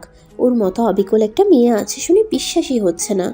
অন্যদিকে বিনোদিনী সিলেট কিভাবে এসেছে, এতদিন কোথায় ছিল, কেন তার সঙ্গে যোগাযোগ করতে পারেনি, সব কিছু শুনে তুষারও অবাক। তাদের দুজনেরই বাড়ি কোমলগঞ্জ। তুষার মুসলিম, বিনোদিনী হিন্দু। ওর বাবা স্কুল শিক্ষক। তুষার বিনোদিনী একই স্কুলে পড়তো। তুষার ছিল ওর 2 ক্লাস উপরে, কিন্তু পাশাপাশি বাড়ি হওয়ায় একই সঙ্গে যাওয়া আসা হতো তাদের। সেই থেকেই ধীরে ধীরে তাদের প্রেম হয়ে যায়। উঠতি বয়সের এই প্রেম এক সময় গড়ায় শারীরিক সম্পর্কে। কিন্তু বছর কয়েক আগে থেকে গ্রামে হিন্দু মুসলিমদের মাঝে সাম্প্রদায়িক হাঙ্গামা শুরু হয়েছে ক্ষমতার লড়াই, একে অন্যের প্রতি হিংসা বিভেদ। বিনোদিনীর বাবা এই গ্রামের স্থায়ী বাসিন্দা ছিলেন না। স্ত্রী থাকতেন সিলেট আর তিনি কোমলগঞ্জ থেকে শিক্ষকতা করাতেন। কিন্তু একটা সময় এই গ্রামেই স্ত্রীকে এনে ঘরবাড়ি করে বসবাস শুরু করেন। কারণ গ্রামে নিজের সম্প্রদায়ের প্রচুর মানুষ আছে, সবার সঙ্গে মিশে গিয়েছিলেন অনেক। কয়েক বছর থেকে হিন্দু মুসলিম ছেলে মেয়েদের প্রেম নিয়ে 2 ধর্মাবলম্বী লোকই বিরক্ত। এসব নিয়ে কিছুদিন পর পর দুই গোত্রে ঝামেলা হয়, বিচার আচার হয়। তাই যখন তুষার আর বিনোদিনীর বিষয় ছড়িয়ে পড়ে এবং তুষার বাড়াবাড়ি শুরু করে, তখনই হিন্দু সম্প্রদায়ের লোক বসে সিদ্ধান্ত নেয় তারা এখন থেকে এসব মিলেমিশে প্রতিরোধ করবেন। কিছুদিন পর পর প্রেম করে মেয়েরা মুসলমান হবে, এগুলো আর মানা যায় না। বিনোদিনী হঠাৎ পালিয়ে যেতে পারে, এই ভয়ে তারা মাস্টারকে ডেকে বললেন মেয়েকে নিয়ে কোথাও চলে যেতে। এর ভেতরে তারা সবাই মিলে নিজের সম্প্রদায়ের ছেলে খুঁজে বিনোদিনীকে বিয়ে দেবেন। আর এভাবেই এখন থেকে সবাই মিলে মিশে এই সমস্যাগুলোর প্রতিরোধ করবে। মাস্টার পড়লেন বিপদে, একদিকে স্বজাতির চাপ, অন্যদিকে মেয়ে। তাছাড়া বিনোদিনীকে এখান থেকে নিয়ে যাবেন কিভাবে? অনেক ভেবে ওর খাবারে ঘুমের ওষুধ দিলেন। ঘুমানোর পর মুখ হাত বেঁধে রাতেই গাড়ি করে গ্রাম থেকে সিলেট নিয়ে যান। সিলেট ওনার ভাই চা বাগানে থাকে। বিনোদিনী সেখানেই কড়া নজরদারিতে ছিল। এদিকে তুষার ওর খুঁজে পাগল। বিনোদিনীর কোনো খোঁজ নেই, পাগল হয়ে ঘুরে। মুসলিম সম্প্রদায়ের লোকও হিন্দু মুসলিম ছেলেমেয়েদের এসব বিব্রতকর পরিস্থিতি নিয়ে বিরক্ত। তাই তুষারের বাবার কাছে নানান কথা আসতে লাগলো। তিনি অনেক ভেবে সিদ্ধান্ত নিলেন ছেলেকে আপাতত গ্রামে রাখবেন না, তাই ফুপুর বাসায় পাঠিয়ে দিলেন। এলাকায় কখন কোন ঝামেলায় জড়াবে বলা যায় না। শোনা যাচ্ছে মাস্টারের পরিবারের কাউকেও খুঁজে পাওয়া যাচ্ছে না। পরিবারের সিদ্ধান্ত অনুযায়ী তুষার ঢাকা ফুপুর বাসায় ওঠে। এখানে বেশ কিছুদিন থাকার পর হঠাৎ একদিন কাকতালীয়ভাবে রাস্তার অপর পাশ থেকে তুলিকে দেখে ট্যাক্সি লোডের দোকান থেকে বের হতে। তুলিকে দেখে ভাবে এটাই তার বিনোদিনী। ছুটে যায় রাস্তা পার হতে, কিন্তু রাস্তা দ্রুত গাড়ি চলাচলের কারণে যেতে যেতেই হারিয়ে ফেলে ওকে। তখনই মাথায় আসে ট্যাক্সি লোডের দোকানের কথা। নিশ্চয়ই সেখানে নাম্বার পাবে ওর। সে গিয়ে দোকানিকে বলল মোবাইলে রিচার্জ করবে। দোকানি তখন খাতা মেলে বলল নাম্বার বলুন। নাম্বার মুখস্থ থাকলেও তুষার তখন এমনভাবে নাম্বার বলে যেন মোবাইল দেখেই বলতে হচ্ছে তার। এই সুযোগে ক্যামেরায় গিয়ে খাতার পুরো পেজের ছবি তুলে নেয়। বাসায় এসে শেষের নাম্বার তুলে সেভ করতেই ইমো হোয়াটসঅ্যাপে গিয়ে তুলির ছবি দেখে ভাবে এটাই তার বিনোদিনীর নাম্বার। এখন সকাল 11টা। তুষার আর বিনোদিনী বাসে বসে আছে। কপালের অবাধ্য চুল সরিয়ে নিয়ে বিনোদিনী বলল, মেয়েটার জন্য কষ্ট হচ্ছে, তোমার কারণে সে লাঞ্ছিত হলো, ওদের সংসারে ঝামেলার সৃষ্টি হলো। যাই বলো, ওদেরকে খুঁজে বের করে মাফ চেয়ে সব খুলে বলা উচিত। তোমার কি মাথায় দোষ? আমরা এখন কি করব সেটা ভাবো। ফুপুর বাসায় আর যেতে পারবো না। আমি মোবাইলের শোরুমে কাজ পেয়েছি, কিছুদিন হলো টাকা পয়সাও নেই, থাকবো কোথায়, বিয়ে করব কিভাবে সেটাই ভাবছি। তুমি আপাতত ফুপুর বাসায় থাকতে পারবে, ওরা তো আর জানে না আমাকে নিয়ে এসেছো। সুতরাং তুমি ফুপুর বাসায় থাকো আর আমাকে কোথাও থাকার ব্যবস্থা করে দাও। তারপর মাস শেষ হলে বেতন পাবে, এর মাঝে বাসাও খুঁজে নেব। কিন্তু তোমাকে রাখবো কোথায়? আমার কিছু টাকা আছে, তুমি কোথাও রাখার ব্যবস্থা না করতে পারলে আমি আপাতত একটা জায়গায় উঠতে পারবো। কে? মিলন আর রাধিকা যে পালিয়ে বিয়ে করেছিল ওই ঢাকায় থাকে। ওরা আমার সঙ্গে যোগাযোগ আছে। তাহলে তো ভালোই, ওরাও তো আমাদের মতো। হ্যাঁ, সব রকম সহযোগিতা করবে, কিন্তু তুমি যেভাবেই হোক ওই মেয়েটির স্বামীকে বের করে সব খুলে বলো। আমার বিষয়টা শুনে কষ্ট হচ্ছে। বেচারি নির্দোষ হয়েও কি ঝামেলায় পড়েছে, চরিত্র কলঙ্ক লেগেছে। আমার চেহারার সঙ্গে মিল হয় এই ঝামেলা হয়েছে বলে নিজেকেও অপরাধী মনে হচ্ছে। কিন্তু ওদের আমি পাবো কোথায়? যে নাম্বারে যোগাযোগ করতাম সেটা মোবাইল সহ ভ্যানিটি ব্যাগ ফুপুর বাসায়, কল দিয়েও পাবো না। ভ্যানিটি ব্যাগ খুঁজে পাওয়ার মতো কিছু নেই। না, মোবাইলও লক করা। কি আশ্চর্য, এখন এভাবেই থাকবে নাকি? তুমি যেরকম বলছো ওর স্বামী চর মেরে টেনে নিয়ে গেছে, বুঝতে পারছো কি অন্যায়টা হয়েছে? ইস, নির্দোষ মেয়ে হয়েও। তুষার ওর পেছনে হাত নিয়ে জড়িয়ে ধরে বলল, বাদ দাও এসব, যা হওয়ার তো হয়েই গেছে, এখন খুঁজে পাবো না, নিজেদের চিন্তা করো। বিনোদিনী ওর বুকে মাথা রেখে উষ্ণ শ্বাস ছেড়ে হ্যাঁ সূচক গুঙ্গানি করল। বিনোদিনীর ক্লান্ত শরীর। এতদিন বলতে গেলে বন্দিই ছিল সে, ছিল তুষারের জন্য বিরহ। আজ আবার পুরো রাত মাজারে বসে বসে কাটিয়েছে, তাই আর তুলির প্রসঙ্গ নিয়ে কথা বলার শক্তি পেল না। গভীর ঘুমে তলিয়ে গেল তুষারের বুকে। বাস চলছে দ্রুত গতিতে। হঠাৎ বেজে উঠল তুষারের ফোন। বিনোদিনীরও ঘুম ভেঙে গেল। পকেট থেকে মোবাইল বের করে দেখে তার ফুপ্পু। 9টার দিকেও একবার কল দিয়েছেন, সে রিসিভ করেনি। ভেবেছিল উনি ব্যাংকে চলে গেলেই আর কল দেবেন না, কিন্তু এখন অফিস টাইম, আবার কল দেওয়ার কারণ কি? বিনোদিনী বলল, রিসিভ করলে সমস্যা কি? করো রিসিভ। তুষার কল রিসিভ করে। হ্যালো কে রে, তুই কোথায়? কল রিসিভ করছিস না কেন? ফুপু, খেয়াল করিনি, আর এখন আমি বাসেই আছি। আচ্ছা আগে এটা বল, তুই যে রুমে ঘুমাস সেখানে বিছানায় একটা ভ্যানিটি ব্যাগ দেখলাম, সেটা কার? তুষার কি বলবে ভেবে না পেয়ে আমতা আমতা করতে লাগলো। তখন ফুপু আবার বললেন, ওই ব্যাগ খুলে একটা মোবাইল পেলাম, মোবাইল লক করা, কিন্তু ক্লিক করতেই ডিসপ্লেতে আমার কলিগ ইশতিয়াক আর একটা মেয়ের ছবি দেখলাম, হয়তো ওনার স্ত্রী। বুঝলাম না, এই ব্যাগ তুই কোথায় পেলি? তুই কি ছিনতাই শুরু করলি নাকি? তুষার ব্যস্ত হয়ে বলল, না ফুপু, ওনার বউকে আমি চিনি, আর ওটা ভুলে ফেলে চলে গেছে, তাই নিয়ে রাখছিলাম, ফেরত দিয়ে দিব। কি বলিস এসব? তুই চিনিস কিভাবে? এগুলো এখন থাক, বাড়িতে এসে বলবো ফুপু। আচ্ছা ঠিক আছে। ফোন আলাপ শুনেই বিনোদিনীর মুখ ঝলমল করে উঠল। ভাগ্য ভালো মেয়েটির স্বামীর সন্ধান কাকতালীয়ভাবে পেয়ে গেছে, কিন্তু কল রাখতেই দাঁত কটমট করে বলল, আশ্চর্য, তুমি আন্টির কাছ থেকে লোকটির বাসার ঠিকানা বা ফোন নাম্বার নিয়ে নিলে না কেন? ও সরি, খেয়ালই ছিল না, তবে তাড়াহুড়োর কিছু নেই, বাসায় গিয়েও ফুপুর কাছ থেকে পাবো। বোকা নাকি? তুমি কি বুঝতে পারছো না আমাদের জন্য আরেকজনের অনেক বড় ক্ষতি হতে যেতে পারে? যত দ্রুত সম্ভব ভুল ভাঙানো দরকার। এখন কি করব?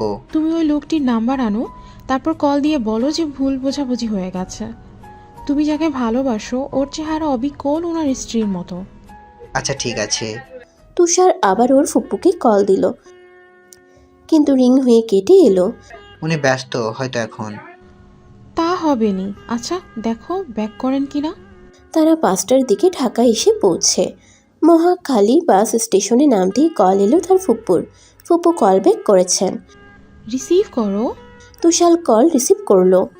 হ্যালো ফুপু। হ্যাঁ বল। তখন ব্যস্ত থাকায় ধরতে পারিনি। তোমার এই কলিগের নাম্বারটা দাও তো, টেক্সট দিয়ে। ঘটনা কি বলতো? এই লোকটাকেও আজ ব্যাংকে দেখলাম, চোখের নিচে কালো হয়ে গেছে, সারাক্ষণ কালো মুখ করেছিল, অফিসে কারো সঙ্গে কথাও বলেনি। তেমন কিছু না ফুপু, পরে বলবো, এখন নাম্বার দাও। আচ্ছা দিচ্ছি। তিনি নাম্বার দিলেন টেক্সটে। চলো কোনো রেস্টুরেন্টে বসি, নাস্তা করতে করতে কল দেয়া যাবে। হ্যাঁ আচ্ছা চলো। দুজনে পাশের একটা রেস্তোরাঁয় গিয়ে হাত মুখ ধুয়ে বসে। তারপর সব কিছু খুলে বলে। সব কিছু বুঝে ইশতিয়াক বুঝতে পারলো যে সে অনেক বড় ভুল করে ফেলেছে। তারপর সে তুলির কাছে যায়। অনেক কিছু বোঝানোর পরও তুলি অনেক মানছিল না। তারপর ইশতিয়াক নিজের ক্ষতি করে। চলেন শুনে আসি। এখন কেমন লাগছে বাবা? অনেক ভালো মা, হাত কাটার আগে থেকে এখন ভালো আছি। কথাটা শুনেই তুলি মনে মনে লজ্জা পেল। এরকম কথা মা বাবার সামনে কেউ বলে বুঝি? ওরা সবাই কথা বলে বের হয়ে গেলেন। তুলি ঠাই দাঁড়িয়ে আছে, থুতনি বুকের সঙ্গে লাগিয়ে মেঝেতে চোখ। ভীষণ লজ্জা লাগছে। আমি তো উঠতে পারবো না।